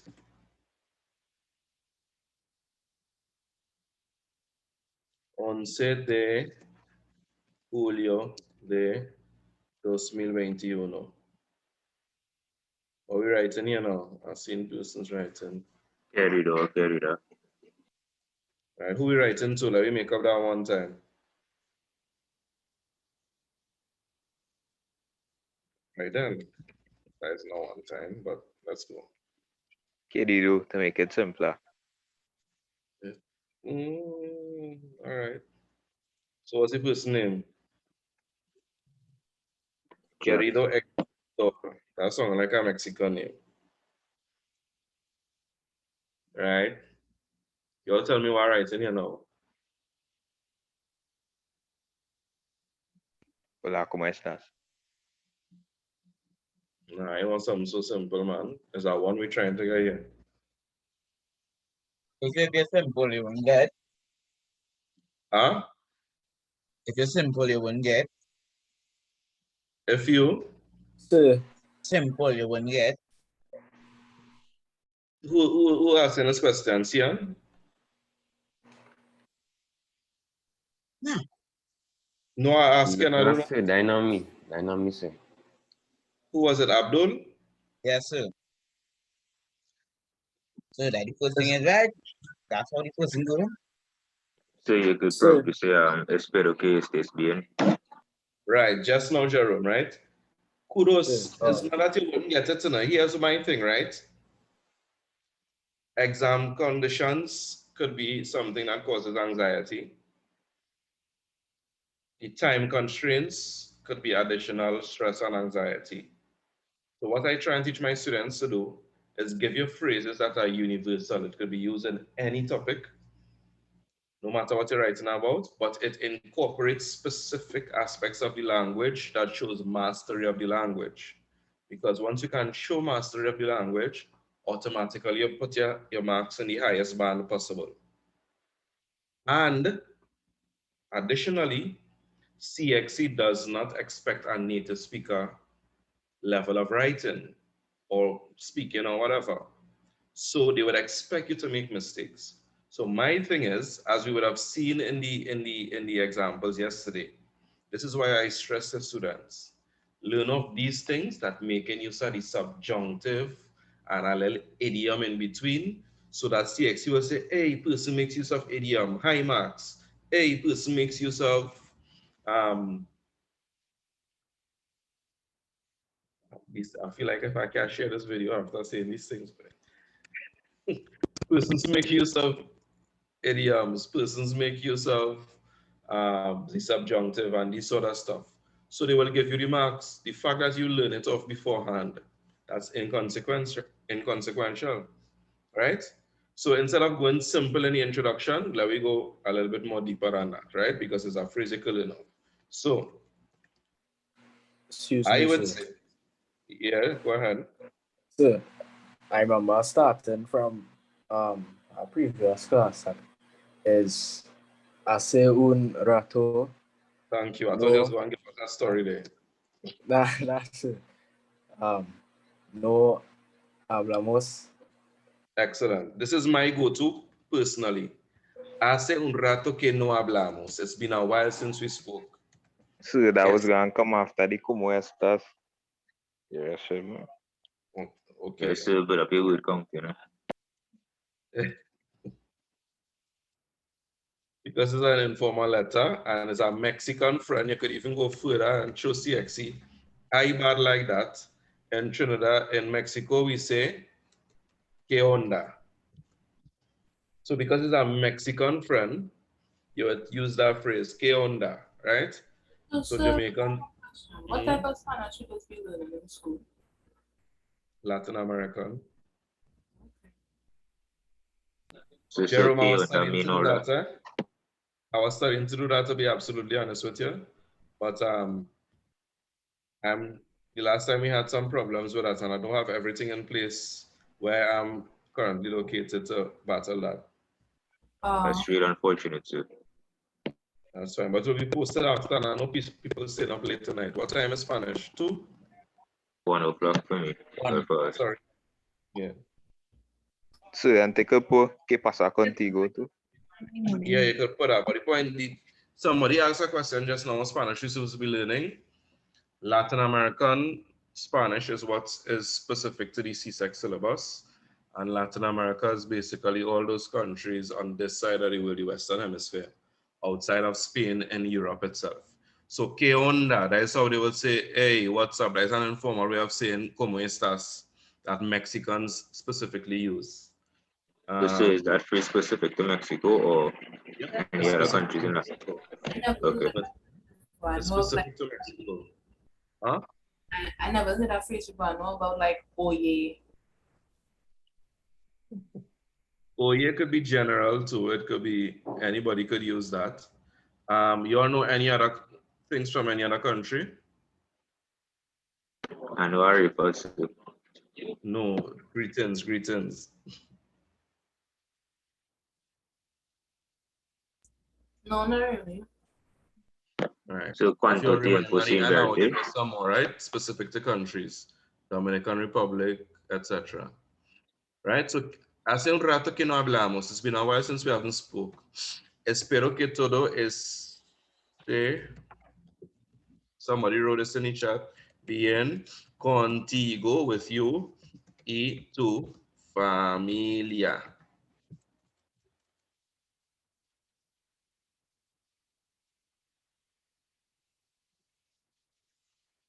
What else we need to write about? Yeah, Jerome, I don't know if I could call any, but Jerome, the reason why I didn't do that as well is because when you're on YT, I don't have anybody next to me to help manage the chat and that kind of thing too. So I think it's richer to have a limited group of persons and you're able to answer all the questions which other students may have as well than thing. Understand or no? Oh, all right. Yeah, than 200 people asking at the same time. I will do it, and don't get me wrong, and I have done it before and I will do it. But just specifically for the nature of what I want to do today, yeah. So what we say next, ¿qué onda? Hace un rato que no hablamos. Espero que todo esté bien contigo y tu familia. And what we need to say? Oh, you were selected. So we have 4 points. So you are on a student exchange program overseas. Anybody want to give any suggestions here? Or okay, we have something. Escribo para contarte que or they and tell them what you're talking about. Mm-hmm. You could say that too.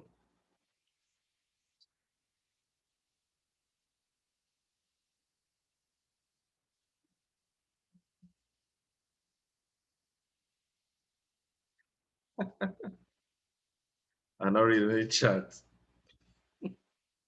Some persons have to go, some persons have a sense of humor, sorry.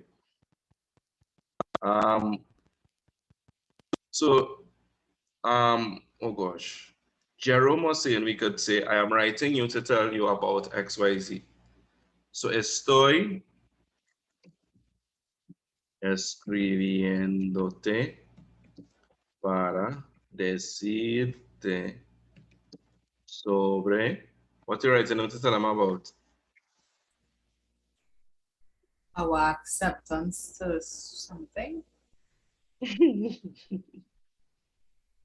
You will tell me, this is where the thinking in Spanish comes along. It could be anything. Huh? It could be anything. No, it can be anything. It has to be specific to what we're doing here. So here's what. Let me give you all something that I will say. Let me show you all how, if I were writing the exam, how I would maneuver it. Right? And I'm trying to put myself in your shoes here of having not as much knowledge in the language as me, vocabulary and stuff, but at the same time, do it at a certain standard that could meet all that you have to do. So, ahora mismo, right now, estoy en Colombia. O estoy escribiéndote desde Colombia. Or you could simply say estoy en Colombia, right? Right now, if you didn't know that phrase, I deliberately use the ahora mismo so that I learn if you didn't know. Ahora mismo, right now, I am writing from Colombia. Estoy aquí para, what are you here for again? A student exchange. Yeah. Program. Un intercambio estudiantil. You could say un intercambio de estudiantes, or you could even say un intercambio estudiantil as well, right? Intercambio, interchange, exchange, right? Intercambio means an exchange. Estudiantil means student, but is the adjective. So a student ID, a student trip, right? All of these could be used. Un viaje estudiantil, etc., right? So right now, I am writing from Colombia. I could have simply said, ahora estoy en Colombia. Estoy aquí para un intercambio estudiantil. So you start off by giving context, stating the reason for writing, right? So you know something about the student exchange or something gonna come. And then this is what I will do personally. I will write these 2 points in the first body paragraph, write about the other 2 points in the next body paragraph, and then your conclusion, and then your farewell. So let us do a word count check. This is supposed to be 25 words. 1, 2, 3, 4, 5, 6, 7, 8, 9, 10, 11, 12, 13, 14, 15, 16, 17, 18, 19, 20, 21, 22, 23, 24, 25. Right, so too much. Ahora estoy en Colombia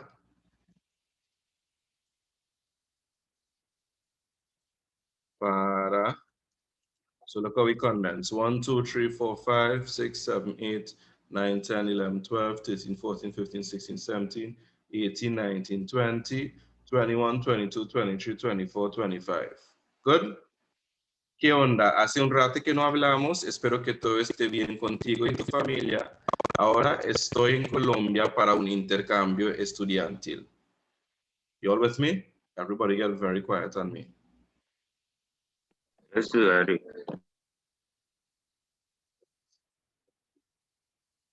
Nah, sir, we just paying attention. That's all in this chat. Right. So what, and let me show you something here, right? In these short 2 lines, 25 words, we have an expression that could fall under idiomatic expressions. ¿Qué onda? Hace un rato. Both of these are idiomatic expressions. We have the use of the present subjunctive, and we have the use of appropriate vocabulary. Based on this, if this was all you had to write for the exam, based on these 2 lines alone, you would have ticked certain things for CSEC. You start off by giving context, so you're sticking with what you're supposed to be doing for the letter. You're giving specific vocabulary to what you're using. You're given idiomatic expressions, which shows mastery of the language. You're using the subjunctive, right? As well, which shows mastery of the language. So look at how many things we achieve in there in those short lines. So that is why I always say, use phrases that you could learn off for your introduction and your conclusion, which would include some of these things that show mastery of the language. Right? How you were selected to participate in a program and information about the country you are presently visiting and your host family. So who wants to go next? How we were selected? No, we can't use, you can use a pencil, but for writing and scrap.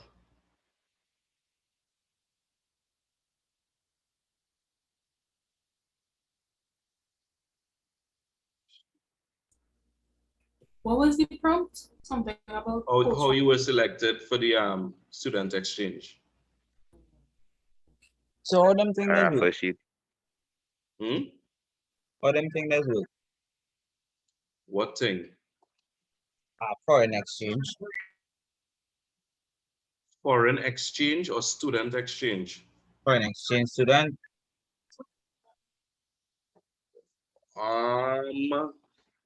You could, when it has a scholarship, you could be just, you had the money to go and do the student exchange and you do it, or you could have won it as a prize. So We use our imagination here, guys. There's no one way or the other. Tell me, somebody was saying something. I was gonna ask if we was to say that we were chosen based on like some sort of like skill that they wanted to promote in the school. Yeah, that's fine, but I need you to tell me. And as I said, whatever we're thinking about, we must try and ensure, even in a simple way, I could be able to express this in Spanish. And when I say a simple way, it doesn't have to be using the exact words that you're thinking of in English, but you might be able to use other words to express the idea. So you tell me now what you want to say in Spanish. In Canada, vocab, I don't have much vocab here. That's the beauty of it. We gotta find the other words. I'll come up with some.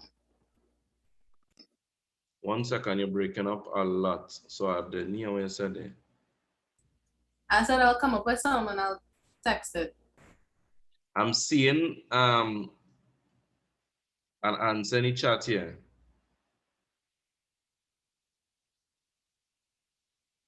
Nice here, raffle, but Tiana says, yo, I just making a correction to what you wrote, Tiana, right? Yo gané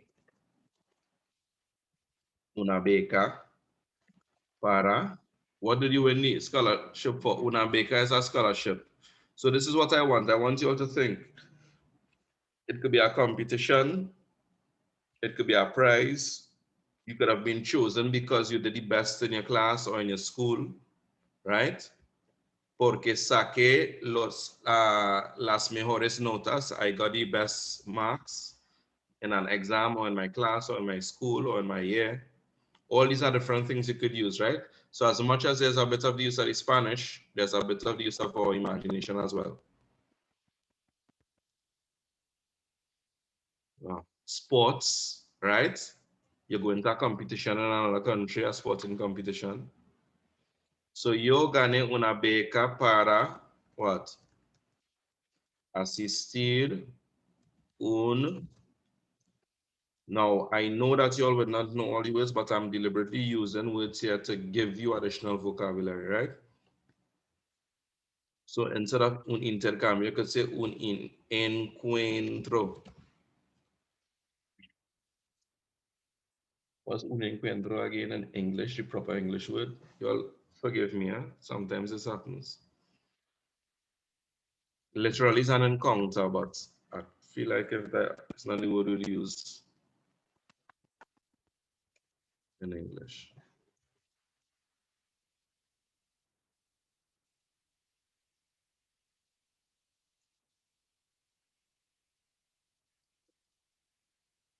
Right, for these purposes, let us stick to the exchange. So yo gané una beca para asistir un intercambio estudiantil en Colombia. What else could we say here? So we're talking about the first point, how you were selected. You were selected by winning a scholarship. So by simply saying yo gané una beca, that answers the first question of saying how you were selected. I'm not hearing anybody.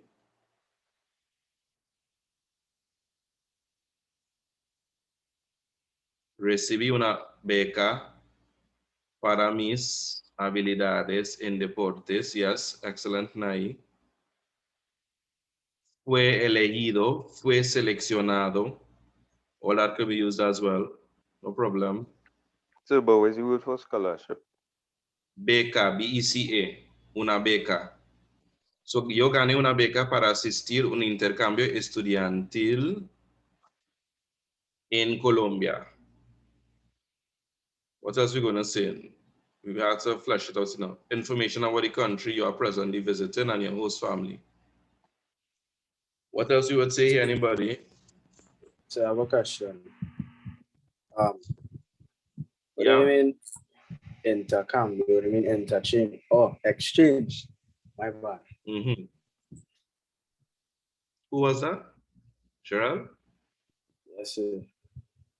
Gerald sounded like big man, but all right. Yo gané una beca para asistir a un intercambio estudiantil en Colombia. Me sorprendí. Or let's use what we learned. Estoy sorprendido porque, so you're gonna describe Colombia a bit now.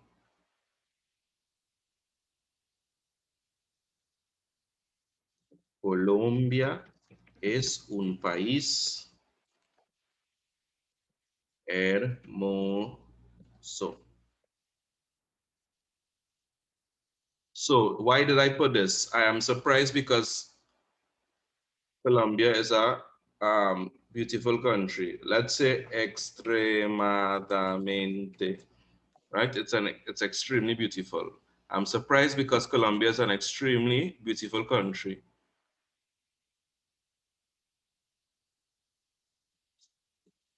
Somebody give me some descriptions now. You don't have to actually know. Aceptado.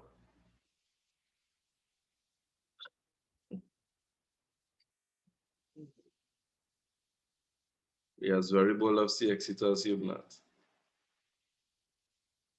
Or dare they ask you to use your imagination? This fly come back again, boy.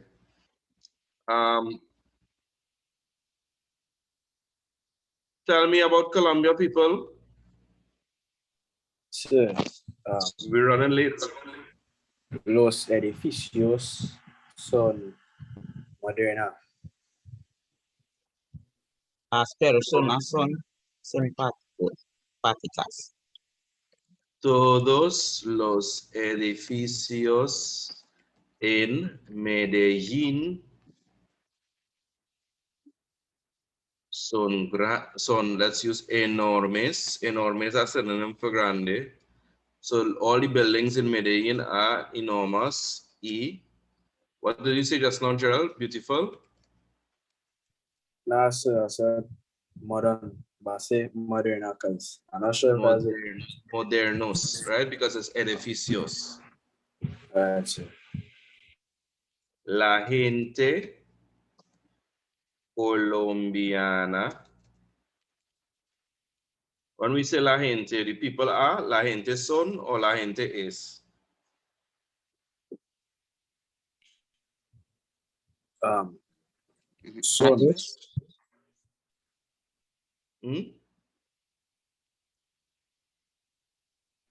think it's East. Okay, I'm now seeing some more things a person's put, so let me use from those and not mine, right?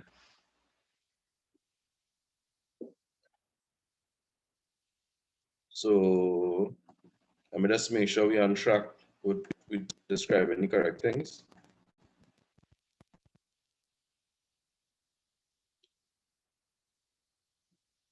So information about the country and your host.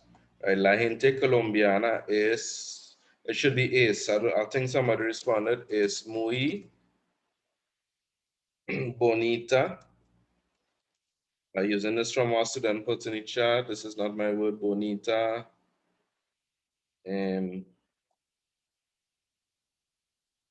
Sorry, excuse me, I'm going back and forth. Y tranquila. I know you use that, Javon, to describe Colombia itself, but I use them for the people, right? La gente colombiana es muy bonita y tranquila. And what else did you all say in the chat?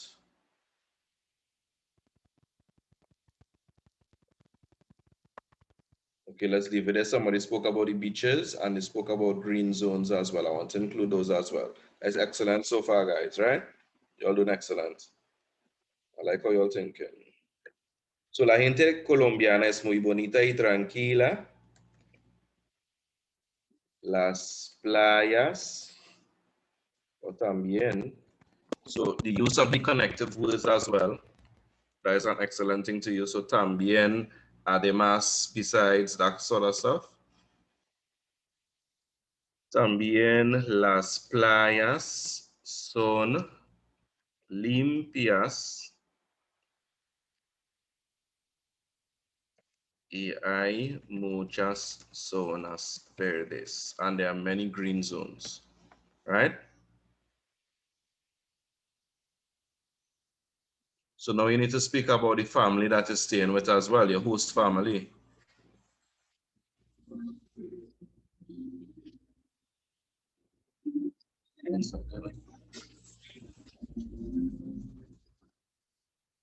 Love this one's here, right? So how do we say host family? How do we go about expressing that anybody? You want to talk about your host family?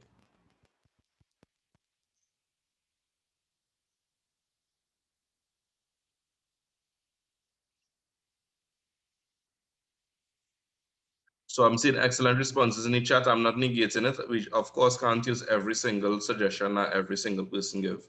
So describing the person as the people as amable y extrovertida, excellent. Se puede disfrutar el ambiente vivo de la región, excellent. All that can be used. How do we say host family? Anybody knows the word host? If you don't know how to use, if you don't know that phrase, what could we say instead?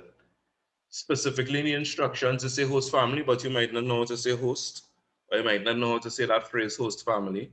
So what can we say instead? They stay with. Right? No, but tell me in Spanish.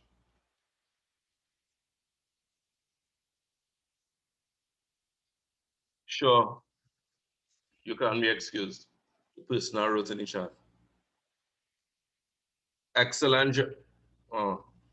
Familia anfitriona. Anfitriona is how we say host. Mi familia.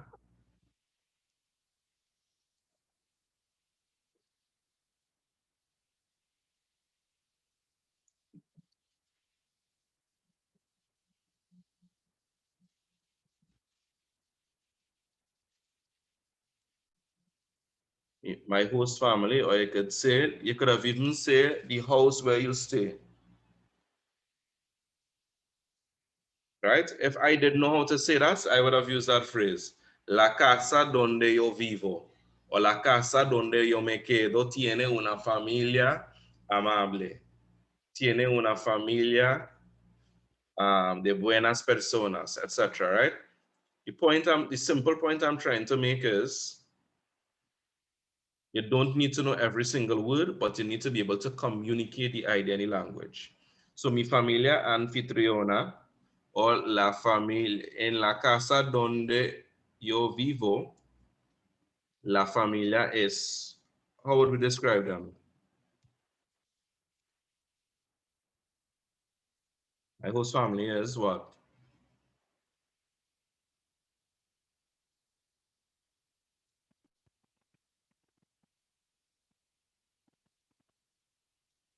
Let me use a word that somebody wrote before. Extrovertida.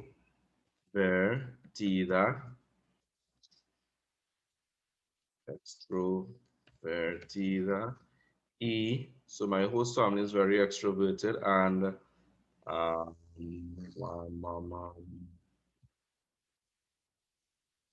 trying to remember the other word that somebody wrote in the chat. And rich. Nice. Welcoming just now, eh? Acogedora, I believe, Tiana. 1 second, I'll double check it.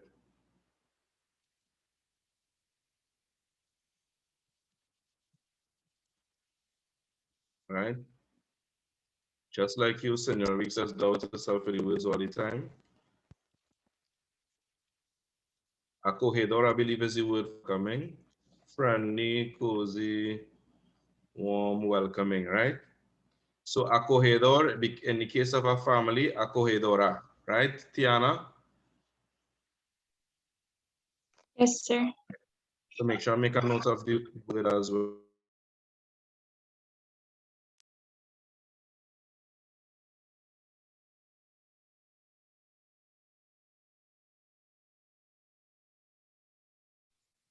Finish that now. So we write about the first 2 points there. How you were selected, information about the family. Next, we need to write about, y'all, my internet connection is a bit unstable if I'm breaking up. Y'all hearing me? Yes, My sir. internet connection is a bit unstable if I'm breaking up, right? So next, we're going to talk about activities in which we participated during the stay and how you will promote the exchange program upon return, right?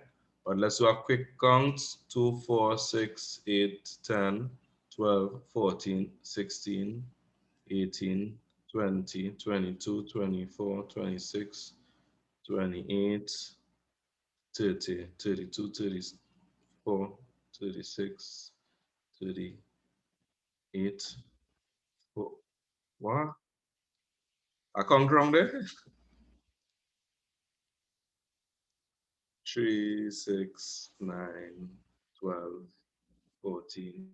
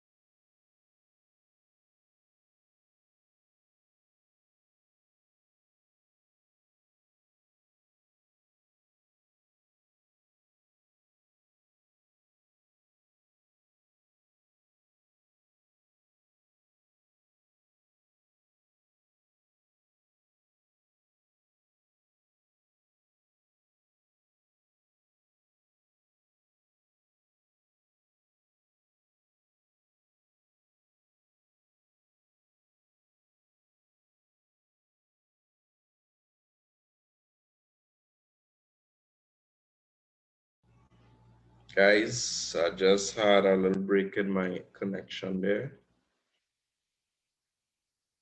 So forgive me for that.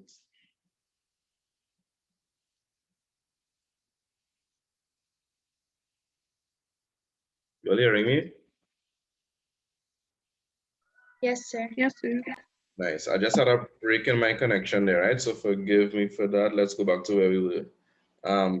So we have 55 words in this paragraph, 5 more than we should have written. So we need to write a little bit less in the next paragraph.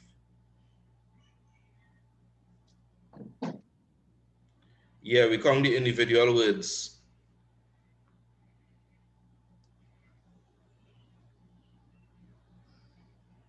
All right, y'all help me out here then. We need to speak about next the activities in which we participated and how we will promote the trip.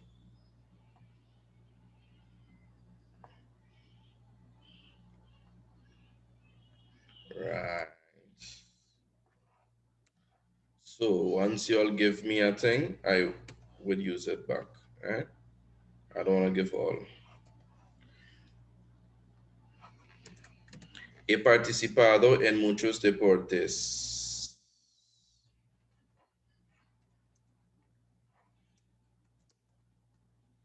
Que incluye, that includes baloncesto y badminton. What else we do?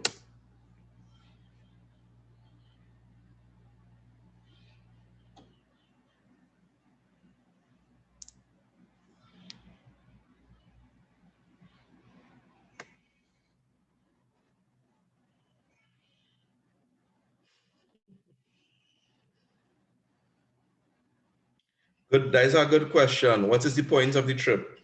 Because I think although a student exchange, we could explicitly say as well the point of a student exchange trip. What is the point of a student exchange trip? That's a great point actually to make. Anybody, what's the point of a student exchange trip? To be safe, the other question about the word count, as I said, I have not received information on that specifically, but the other question on the word count. So for example, porque, 2 words, which means 1 word in English. Why? I would count it as 2 words in Spanish. So to be on the safe side, I would say that they do the same. Remember, they give leeway for certain amount of words less and certain more than the 130 to 150, right? So that it makes room for that. So to get new experiences, what else? To learn the culture, to practice speaking the language, right?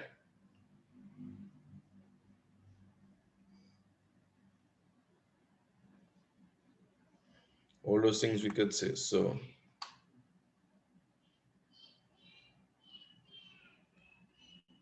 let's use one sentence to kind of hint at the purpose of the student exchange.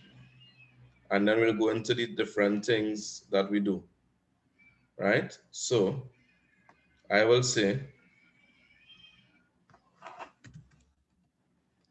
conocí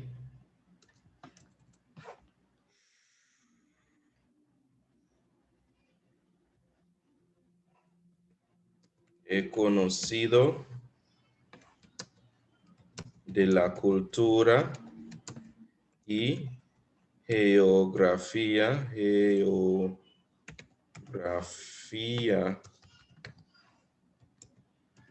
de Colombia. I've learned about the culture and the geography of Colombia. And then we could say things that we do. Let's use some more, wait, let's call it, right? I forget the word in English, but activities like tourist activities type of stuff. What are some touristy activities? Right. He visitado el museo. Go in restaurants. Say that again. Go in restaurantes.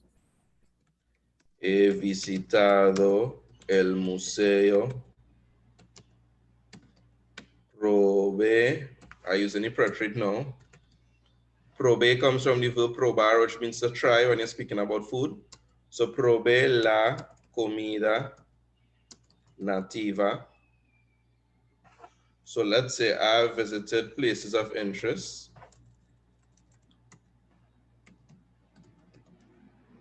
Or lugares turísticos. I'm not saying that you can't use individual things, but just for the word count that I know we have so far, I'm doing this, right? This is why I'm doing it, the way I'm doing it. So, he conocido la cultura y la geografía de Colombia. He visitado lugares turísticos. Probé la comida nativa.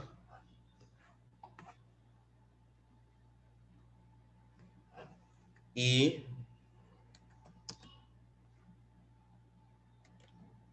conocí a unos amigos nuevos. And I met or you made new friends, right? You got to know new friends. Right? So that might be some of the things I talk about. How will you promote the exchange program upon your return home? How will we do that? No, we might not know the verb to promote, but does anybody know it? What do we say to promote in Spanish? Promotar, I'm assuming. Promocionar. Promocionar. Promocionar. But we might not know that in the exam, or in the case of tomorrow, we might not know about that word in particular. So how can we express the same idea that you would promote this country, or to respond to the question, how would you promote Colombia or the country you went to, or the exchange program? How would you promote it when you return home? Share it. Share it, students. Hmm? Share it, to people who are interested. When you say it, what is the it you're referring to that you're sharing?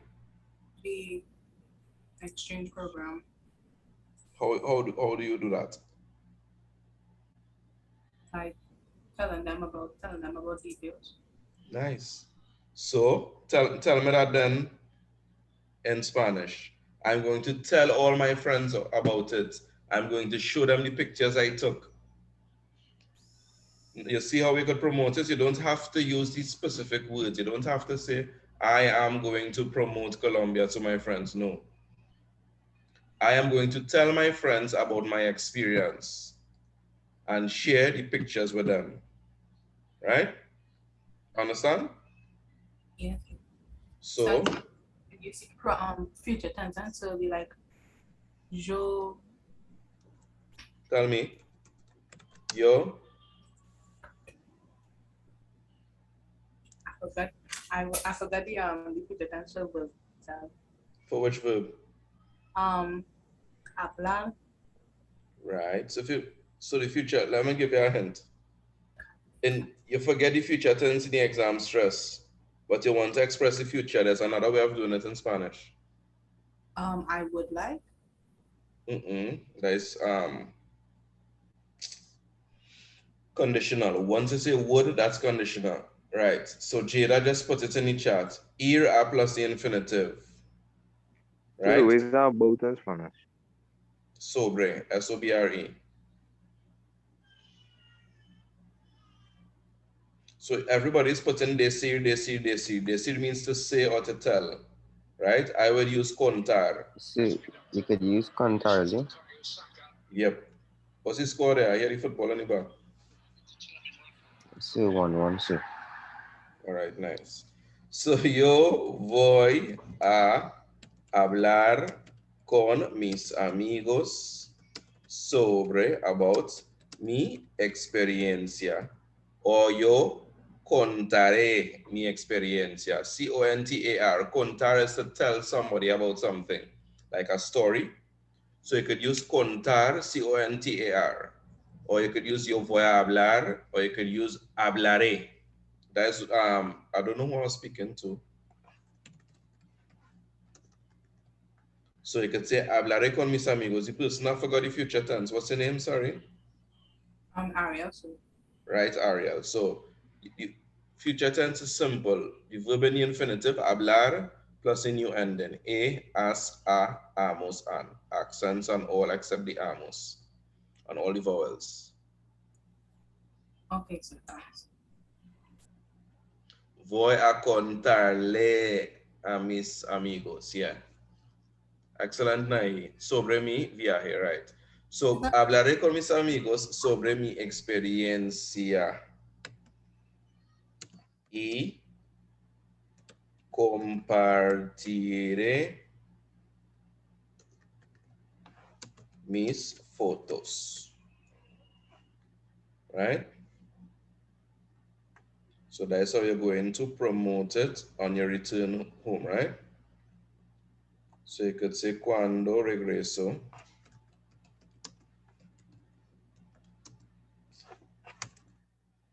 Or excuse me, right? Cuando regreso a Trinidad.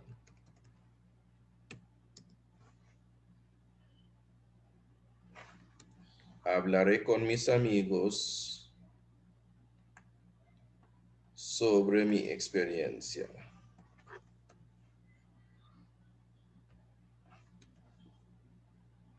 Let's see how we're going for words. 3, 4, 5, 6, 7, 8, 9, 10, 11, 12, 13, 14, 15, 16, 17, 18, 19, 20, 21, 22, 23, 24, 25, 26, 27, 28, 29, 30, 31, 32, 33, 34, 35, 36, 37, 38. We're going good so far. We have 45 words we can use. También.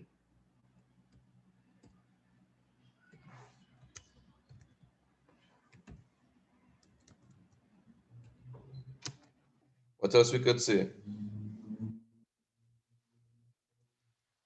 I want to leave it there.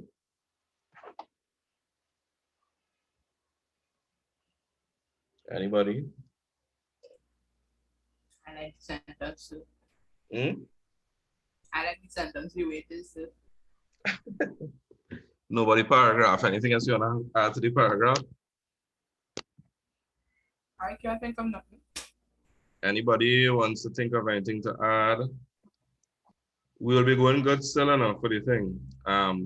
So let's look at the conclusion then. So we have 55 and 35 is how much? 90. 90 plus 25 is 115. Right? So right now we had 115. How many more to make 130 to 150? 15 more. So we're going to talk now, we're going to conclude. What we're going to conclude and say?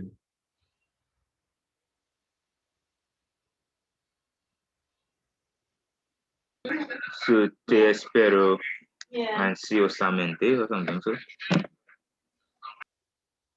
Just now, huh?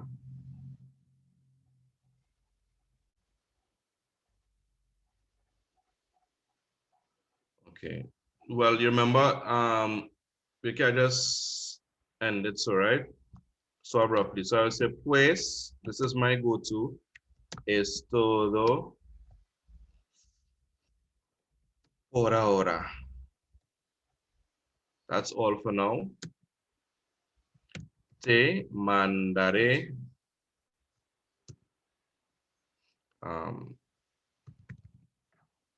las fotos por correo. I will send you the photos via email. Well, correo electrónico, right? You all know correo electrónico is email.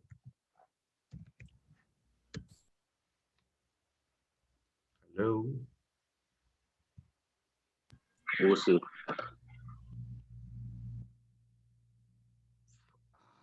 Excellent, Tiana. So, let me include Tiana's statement here. He considera la cultura y geografía de Colombia. I've learned about the culture and geography. You could even say la cultura y la gente, etc., right? He visitado lugares turísticos. I visited tourist locations. I tried the native food and I knew or I met new friends, right? When I returned to Trinidad, I will speak with my friends about my experience and I will share my photos.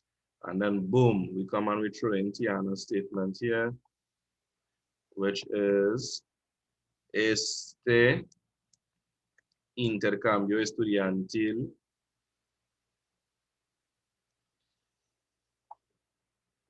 era inolvidable. Am I still in the country, right? So I would put is.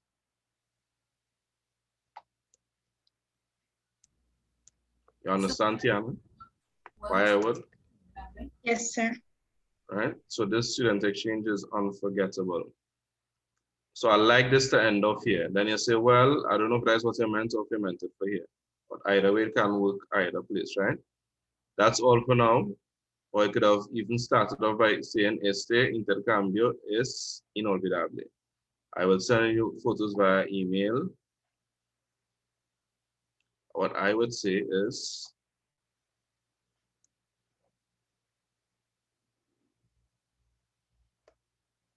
y ojalá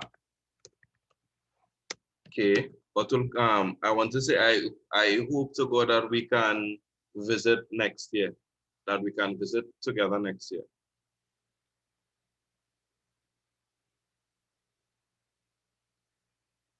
What will come after ojalá? Ojalá que plus infinitive. podamos visitar a Colombia juntos. I hope to God that we can visit together. All right? Or soon. Pronto. Escríbeme. Write me. And then you tell them, un abrazo And our name for the purposes of this is, who we write, Hector? So your name will be what? Give my name somebody. Gina. Gina. I like that name. Reminds me of Marvin. Right, so bam bam bam. You were at 35 here, 36, 37, 38, 39, 40. So 40 and 55 is 95 and 25 is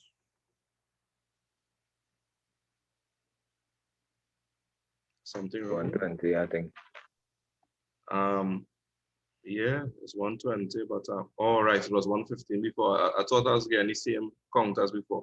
120, 1, 2, 3, 4, 5, 6, 7, 8, 9, 10, 11, 12, 13, 14, 15, 16, 17, 18, 19, 20, 21. 120 and 21 is 141. If you want to add these words to 143, so we written the word count. So we get the idea, guys. Let's move very quickly, very quickly. Blank space, complete the dialogue between you and your friend. Give Raul's responses in Spanish. You and your friend are talking about a vacation from which family has just returned. His family has just returned.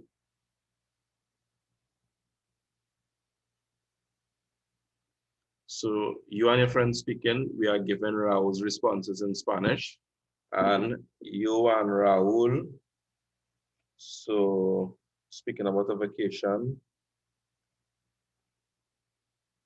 that Raul just returned from, responses to the cues must be given. A discussion of where his family went, description of the hotel, things they saw and did, information about the nightlife, plans for next year's vacation.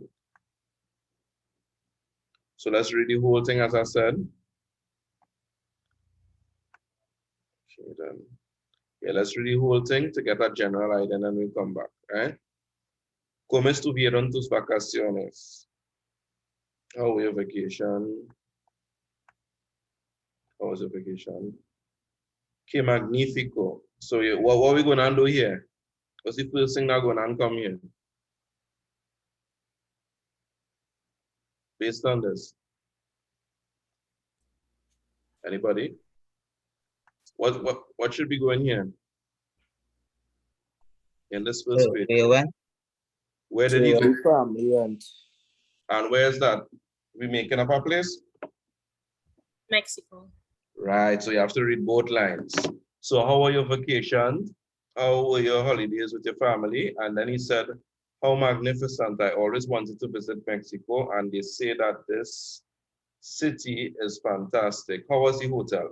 So that is why it's important to read before, preceding response, and following response. Because you could have gone and put Colombia, Cuba, Dominican Republic, Puerto Rico, but the man talking about Mexico. So you see why it's important to read both? So you know you're going to tell them, give some description of the vacation and the fact that it was in Mexico. You need to state that as well, right?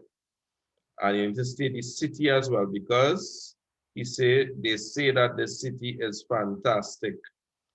So you see how we learn all that from the responses. So you could say Mexico City, Mexico, for example. You could say Guadalajara, etc., right? A city in Mexico you're gonna name, right? Cancun, everybody know about Cancun. I see, well, before COVID, that was the go-to place, right? Then he asks, ¿Cómo era el hotel? And then we hear, todo incluido es excelente. Y la proximidad a la playa aún mejor. ¿Qué cosas hicieron ahí? So what are we going to say here? They're giving away the answers to us. What are we going to say in this next line, guys? So it's good, Say that again? So to talk about the hotel. What about the hotel? Based on the responses before and after, we already have the specific information that we need to include. A description of the hotel, yeah, but based on what is said before, And after, we already get the specific information. So we're going to describe the hotel, but what specifically we're going to say about the hotel? You're talking about the beach and the... Yes, close by. Kudos die by you. So this man get on bad for this game. That's the surprise there, but not so Tell me, it have a guys. beach close. Have a beach close to it. And what else? Something about the hotel is excellent. Okay, that's fantastic. Right. Look, we have the answers here. So, como era hotel? That is cueing us to tell us you need to describe the hotel. And watch what the friend says. Todo incluido es excelente. That means all included or all inclusive. So you need to state in describing the hotel, they already cueing us to let us know that it's an all-inclusive hotel, one, and that it is close to the beach. You all seeing that? Yes, sir. So you see how much help we're getting? Let's try and figure out what we should include here as well. Right? Que cosas, so we know what they say here, we just read that. Que cosas hicieron ahí? What things did you do there? Me dicen que hay mucho que ver en Cancun. Ah, boy, you see why it's important to read the whole thing? They tell me that there are lots of stuff to do in Cancun, and I am sure that you all had a lot of excellent purchases, right? ¿Y qué tal la vida nocturna? And what about the nightlife? So by the fact that, and this is why I'm so glad that we're seeing exactly what I spoke about yesterday. This is why it's important before you write a single word, read through the whole passage, as I said, the whole dialogue. So as I mentioned to you before, we should have stated the city as well. And we are seeing where mention of the specific city is made, Cancun. So in answering here now, we need to do certain things, right? The start off of this cued us to as to what should be included before, and the ending off of this cues us to what is being started off here, and the start off of this cues us to what is ended off here. So what things did you do there? We're going to speak about the things that we did, and the fact that it's in Cancun, Mexico, or you could even leave it out because you would have put it before, right? Meaning leave out the word Cancun, right? So me dicen que hay mucho que ver en Cancun. So you could speak about tourist attractions, touristy things that you did. I'm sure that you all had excellent purchases. So you would also talk about here the fact that you all went shopping. So visiting tourist locations and shopping, right? You could even speak about the beach as well here, about describing the beach, right? Or you went to the beach, you'd have stated that it is close to the beach here, and then talking about the things that you did, you could say we visited the beach every morning, or we visited the beach, etc., etc. We'll come back to them just now. So what we're going to talk about, what's the first thing we're going to speak about here before we even read this?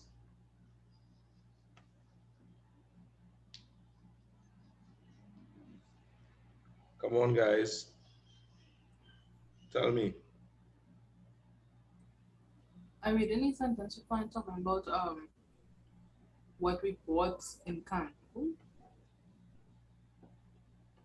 Right, me dicen, they say to me, or they tell me, that there is mucho que ver, a lot to see in Cancun, and I am sure that you all made good purchases, or you shopped well. And ¿qué tal la vida nocturna? What's up, or what's up with the nocturnal life or nightlife? So you're going to start off here talking about nightlife. Parece que hay mucha vida nocturna, pero claro, no pudiste ir a los bares. Fuiste al cine, so watch. It seems that there is mucha vida nocturna, a lot of nightlife. But, pero, of course, claro, no pudiste, you could not go to the bars. Right? Why you think you couldn't go to the bars? Underage. Young. Excellent. Underage. How do we say underage in Spanish? One word, menor, M-E-N-O-R, right? Soy menor, right? Fuiste al cine? Did you go to the cinema? So we're going to answer that question, but we also need to state other things. Claro, no entiendes mucho español, así que sería difícil para ti. Entonces, ¿qué te gustó más de la vida nocturna? So I repeat. Fuiste al cine? Did you go to the cinema? Claro, of course, no entiendes mucho español. You do not understand. Entiendes is from the verb entender, which means to understand. It's a synonym for comprender. So you don't understand a lot of Spanish. Así que means so, or such that, or so that. So it would be difficult for you. What do you think he's speaking about here? What do you think was said here? Anybody?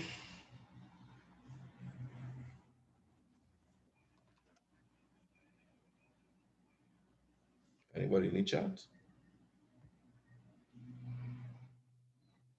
So is it that when he went to the cinema, everything was in Spanish? Thank you. Excellent. And because everything in Spanish, what would have happened? He didn't understand. Thank you. So that's exactly what you're going to state here. In Spanish, of course, right? So he goes on to ask him, ¿Qué te gustó más? What did you like the most about the nightlife? And in the next line, he laughs, he, of course. Siempre estás pensando en tu estómago. What is estómago? Stomach. Stomach. Right. Stomach. So what does siempre mean? Always. Always. So you are thinking always, or you are always thinking about your stomach. Pensar en, although en by itself means in, pensar en means to think about. So ha ha ha ha ha, of course, you're always thinking about your stomach. But, ¿qué más hiciste? What more did you do? So you're going to speak about what more he did, but what else you're going to speak about? Sí, estos hoteles ofrecen espectáculos fenomenales. Parece que lo pasaron bomba allí. ¿Y a dónde van el año que viene? So yes, these hotels offer phenomenal shows. Un espectáculo is a show. Like you go to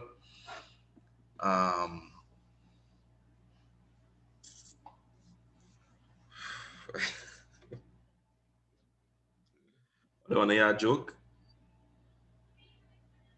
So it's still Not coming home. Most likely is me. I don't know. Yeah. So it's just how like every reference I trying to make for all the different countries here. I only know stuff about Jamaica now. My friends and I used to call me Shower back in the day because I used to like dancehall so much. So I gotta say a stage show like Reggae Sumfest, for example. I don't even know an example of a stage show in Trinidad. Soca Monarch, right? So un espectáculo is some kind of show that you watch on stage, yeah? Or a stage show or some sort of stage performance.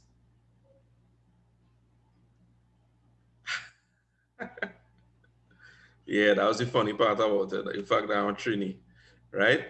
So yes, these hotels offer phenomenal shows or stage shows. It seems that you all had a ball. Pasar la bomba is the same as pasar un buen rato or pasar un rato, right? To have a good time. So it seems like you all had a good time there, right? So what we want to include here, you're always thinking about your stomach. You'd have spoken something here about the fact that the nightlife and the eat, right? Or the food, you'd have spoken something about the food in the nightlife here for him to laugh and say, always thinking about your stomach. Then when he asks what else you do, and he would have followed up by the hotels also always have phenomenal shows. You could say here that you also attended espectáculos fenomenales, right, in the hotel, and that you had a good time, or it was excellent, it was unforgettable. So here the interesting, I'm going to say here the T-Fed, but not all Caribbean islands might understand. Here the interesting thing, right? Sometimes we could even use back words from the contextual dialogue, right? So when he asks where you're going next year, you would make the stated excellent idea. And with your relatives, there won't be, you won't have to pay for a hotel. I hope to God that I could have gone with you all to see the wonderful, what is una cascada again? I know it, but I forget all. Help me out now. Falls. Huh? Falls. Right, falls or waterfalls. Excellent. Right, so I think that's it for the contextual dialogue. Let me see if we can write this up real quick now. So, ¿cómo estuvieron tus vacaciones con tu familia? Fue unas vacaciones excelentes. Visitamos a Cancún o a la ciudad de Cancún in Mexico. Now I'm doing this quickly because of the time, right? I really have to leave by a certain time. There's some responsibility. So boom, it was some excellent holidays. Fue unas vacaciones excelentes. Visitamos a la ciudad de Cancún in Mexico. Mexico has an accent on the E, right? So he says, how wonderful. I've always wanted to visit Mexico, and they said that the city is fantastic. How was the hotel? El hotel también era muy bonito. Why am I using era? Once it describing, when we say describing a physical or personality description, once a description is given of something in the past, we use the imperfect tense, right? So the hotel was very nice as well. Sir, for the first line, wouldn't you put that you stayed in a hotel? Oh, yes, thank you. So how do you say stay? Quedar. Huh? Quedar. Right. So visitamos a la Ciudad de México en Cancún y nos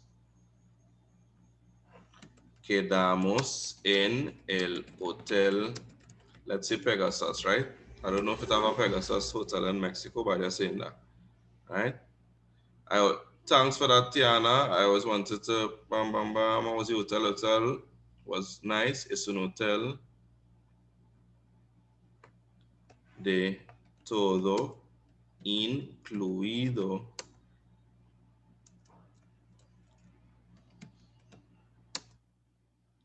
Que está situado al lado de la playa. You could give the beach a name if you want, right? So then he said, todo incluido es excelente y la proximidad a la playa aún mejor.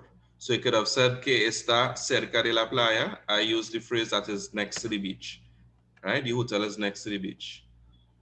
Well, al lado means at the side of. We should use junto a rather. Junto a la playa, next to. Junto a means next to, right? And he asks, what did you do?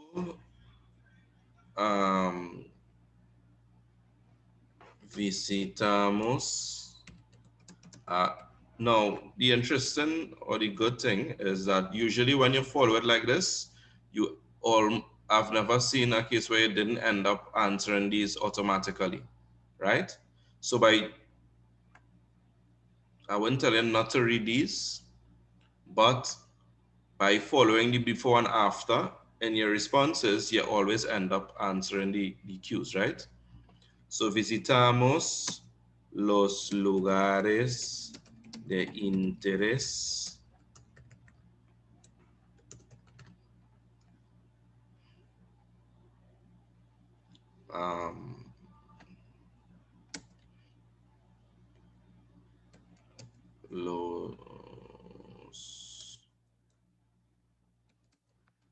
Okay, let's say the pyramids. Los pirámides y el centro comercial donde hicimos las compras. Where we shopped, right? So me dicen que hay mucho que ver en Cancún y estoy seguro que usted, right? And what about nightlife? La vida nocturna también. And you may not have known that phrase, la vida nocturna, but just as I would have said to you already, comprehension as well, as best as possible, use your context cues. I want you all to keep in mind that I am not going to go into this exam knowing every single word on the page, but however, that is not going to stop me from getting my one, right? Many times students have a block up once they see our new vocabulary word that they never met before in life. You need to understand that an exam is not meant to test you at your level where you're at, but a little bit above your level. And in that happening, you will receive and see words that you don't, that you're meeting for the first time, but use your context cues. So nocturnal is a word in English that we know and we should have met by now. So la vida, we know vida is life, la vida nocturna, sorry, right? So la vida nocturna también es, how do we describe the nightlife?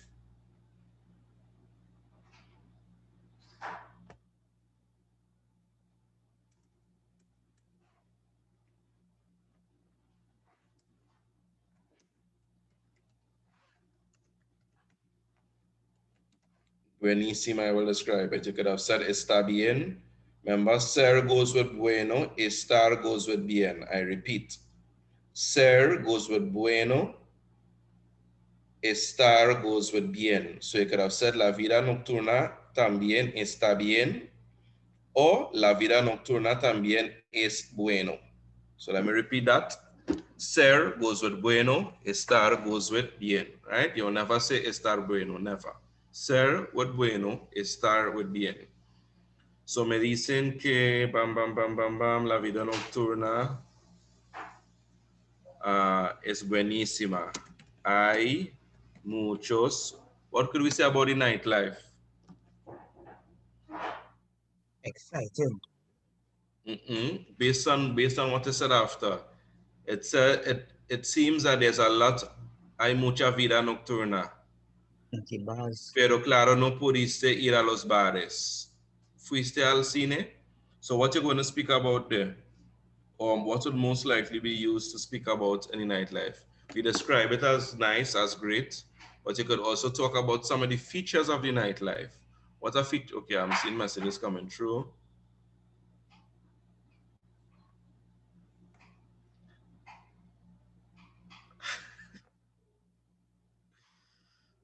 That woe in capital make me laugh. How do you use malo and mal?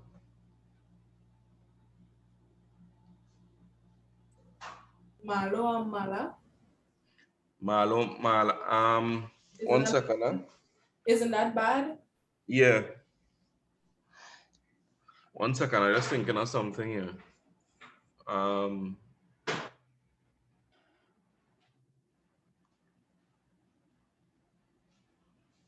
Trying to think of a sentence where you would use mal. I'm only thinking of ones with ru after.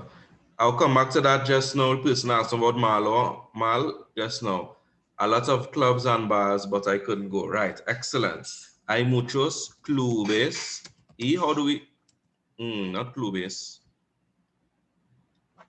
How do we say nightclubs? Discotecas. Hay muchas discotecas y bares.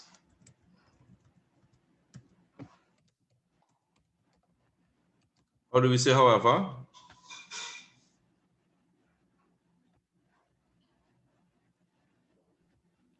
Sin embargo.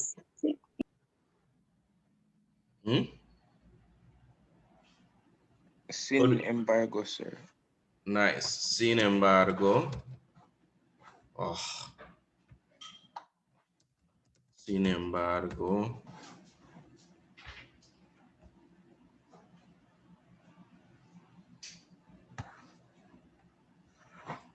No pueden entrar los menores.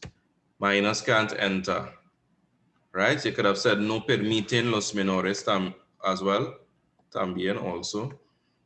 Parece que hay mucha vida nocturna. So somebody said food.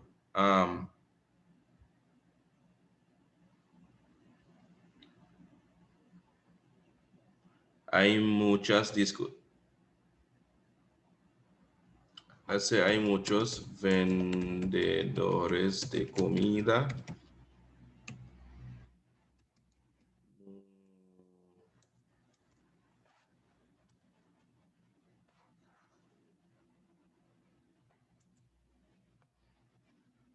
Discotecas y bares. Sin embargo,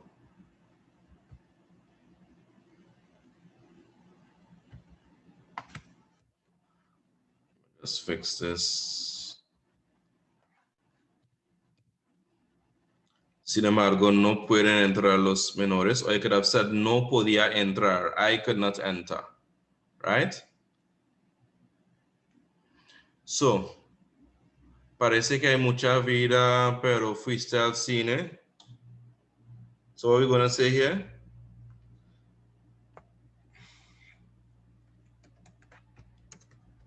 Tell me.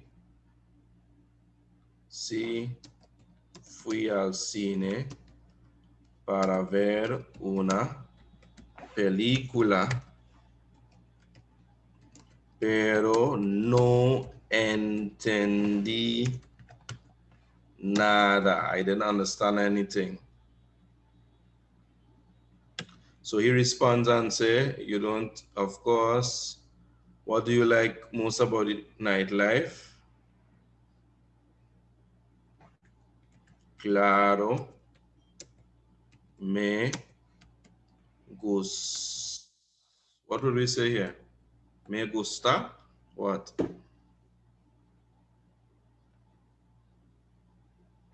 We have a hint in the line before, by the way. It will be, so we use back the same thing. I don't know if you know, but me gusta means it is pleasing to me. Me gusta means it pleases, gusta is it pleases, and me means me. So similarly, it pleased you. So what pleased you, or what did you like about the nightlife? So we use here, me gustó.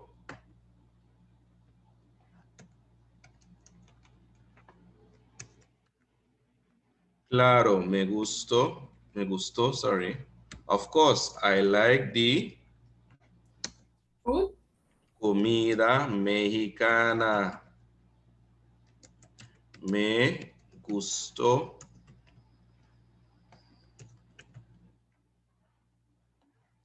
más los tacos. Right, something like claro, siempre está pensando en tu estómago. Pero ¿qué más hiciste? What more did you do? Right? También. Now I'm doing this for you as a sample, usually. For my students will know it as hardly ever just give you a thing just so, right? También había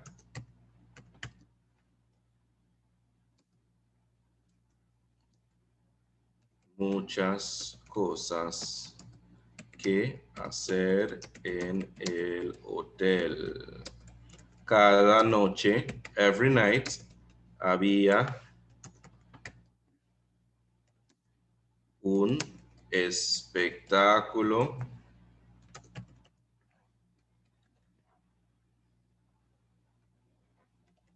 fenomenal en el hotel. For the persons that would have gone on trips with me, we know, big up all yourself. Gerald, Jerome, Francis never went. Unlucky. Right. But one of the things you'll know is that a lot of these all-inclusive hotels, they usually have shows in the night time. Yeah? Yes, sir. So you had some fun. Yes, excellent question. When we use gustar, should you agree with the noun that follows? Yes. So you would say me gustan los tacos. Did I say me gusta? Los tacos? Oh, so what should it be instead? It should be instead me gustaron. They were pleasing to me, right? Me gustaron más los tacos. Thank you for that correction. Sí, esos hoteles ofrecen unos espectáculos fenomenales. Parece que lo pasaron bomba. ¿Y dónde van el año que viene? El año que viene.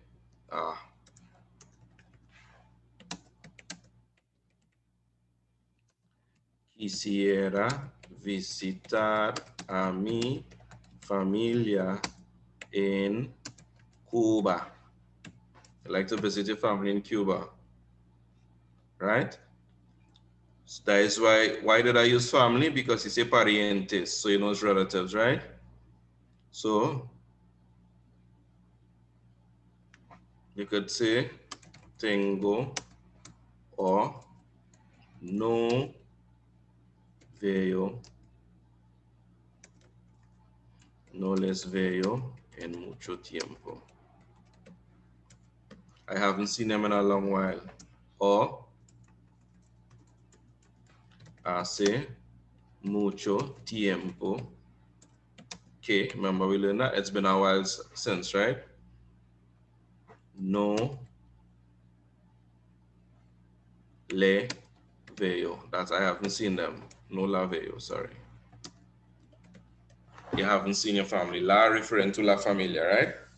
So, where you want to go next year? Next year, el año que viene, I would like to visit my family in Cuba. It's been a while, like I say, hace 2 años, hace 3 años, hace 10 años, whatever.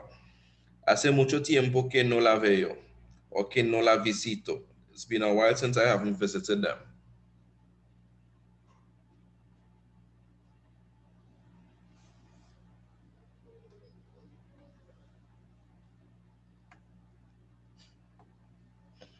Right? And that's the end of that. 3, 6, 7, 8, 9, 10, 11, 12, 13, 14, 15, 16, 17, 18, 19, 20, 21, 22, 23, 20. I lose count. 1, 2, 3, 4, 5, 6, 7, 8, 9, 10, 11.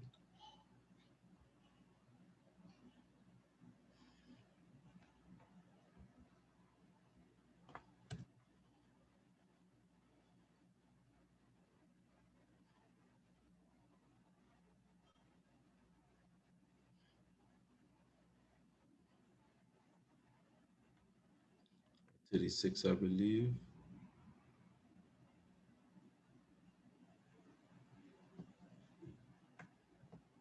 $37, $38, $39, $40, 1, 2, 3, 4, 5, 6, 7, 8, 9, $50, 1, 2, 3, 4, 5, 6, 7, 8, 9, $60, 1, 2, 3, 4, 5, 6, 7, 8, 9, $70, 1, 2, 3, 4, 5, 6, 7, 8, 9.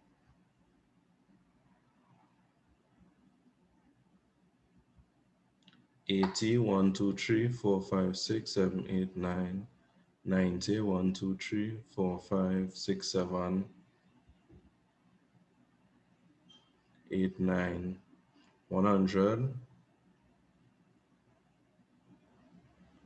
We're a little bit over here, right? I'm gonna leave it like this, but you all get the idea, right? Yes, sir. I just hope the words flow tomorrow. Don't worry yourself, man. You're vayando con Dios, so they will.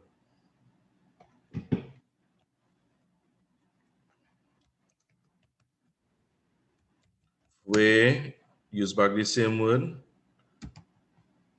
Magnifico.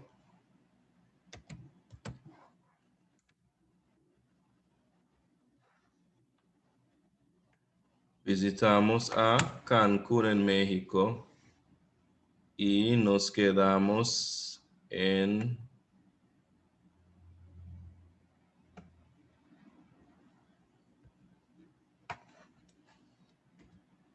I just got it on here, right? This will happen because remember I trying to not only teach you for the sake of the contextual dialogue, but vocabulary and grammar and stuff as well, right?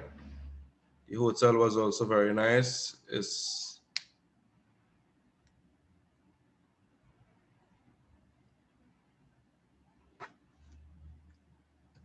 So el hotel era muy bonito, coma, todo incluido y estaba situado junto a la playa, and it was next to the beach, right? Simple, keep it simple. Visitamos los lugares de interés.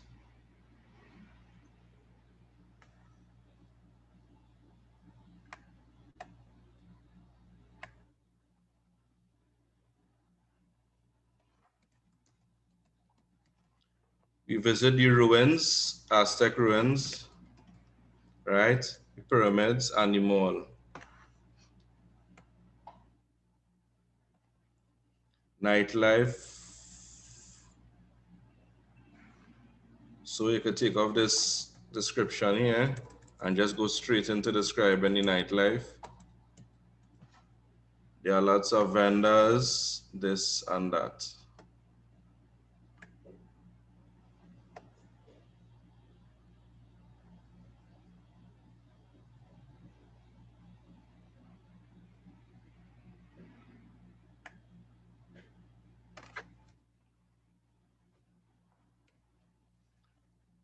Right, so this should bring us, I'm not counting, but this should bring us to the word count here. A worthy agreement. Lucita era un estudiante muy aplicada y trabaja duro. All right, guys.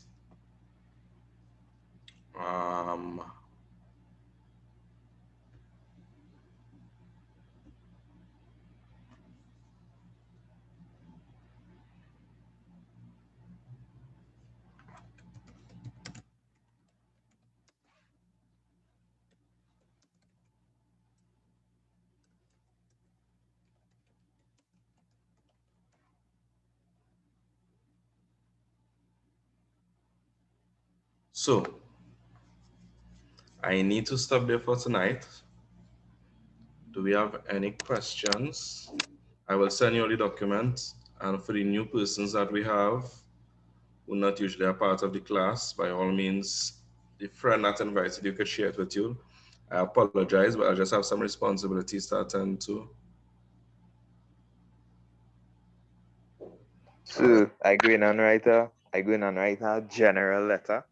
See, you know, all of them follow in a kind of format now. Well, the introduction, and then skip all the first paragraph, and then for the second paragraph. What do you mean, you're gonna practice that tonight? Yeah. I'm gonna do one in general now, so like you could apply to any topic that they bring for the letter. Just know. Somebody comment and said I was saying that's all for tonight, like there's going to be another. So, sorry, Nai. So just now, Gerald. So, Nai, what you say, go and practice? I would say, here's what I would advise you all to do now, right? Based on all that we have learned now, I would advise whatever area troubles you the most in the exam, do past paper questions tonight on that. Practice. Even though you mightn't have the benefit of thing, practice. Letters just give you the most problem. Write at least 3 letters. Practice writing at least 3 letters. What does MBN mean? Must be nice. Okay then. All right. So we wouldn't expect you to know that, sir. The cup and the mirror using, sir. Yeah, we wouldn't expect you to know that. Yeah, so I need enamel cup. Oh, turn up that Jada. All the overdoing the thing, eh? I know I ain't that old and I ain't that young, but I ain't that old. All little do me that. In between, sir, in between. Sir, Yeah, Gerald. the letter they give the topic anything they say write a letter to your friend about attending an event. Gerald, that's not really the topic, you know. I know, but it's An better event than could be a nothing. wedding. It could be a graduation ceremony. It could be a now you want to it could be a sports day. It could be a student exchange program, right? Yes, sir. Yeah. Sir, So I you just write think a general. about, sir, Tell me. I write something the other day. I write how I went Bad Bunny concert. Bad Bunny yet? Yeah. But so, into Let me a general hear letter. Bad Bunny line there, Gerald. That's Now so you I be a don't, problem. that's Huh? I don't really know it too good. I just know Bad Bunny real bad in Spanish. He can't even talk Spanish good, yo. The music, yeah, but Bye, Megan. But So so, into guys, writer, end off by saying this. Okay. So, and I will send out this as a message for the persons that will see it as well. Tomorrow is paper 2 exams, guys. Go onto YouTube and look at the video of the session that we did yesterday. Best of luck in your exams tomorrow from senior weeks, right? And I hope that all that you see is helpful, and best of luck, right? You can have the confidence that even in spite of all that happening in coronavirus, all you would have pulled through. So you would have fought, you would have studied, and you have the videos that we uploading to be able to help you. So go in the exam tomorrow, please God. With that, I'm seeing in the chats, some persons wanted to give up on Spanish before. Yeah, so best of luck. I don't know what else to say. Watch the videos. so Get we have an uncle. Yeah, go ahead, man. Get enough rest, watch your videos, and best of luck tomorrow. You all gonna have this.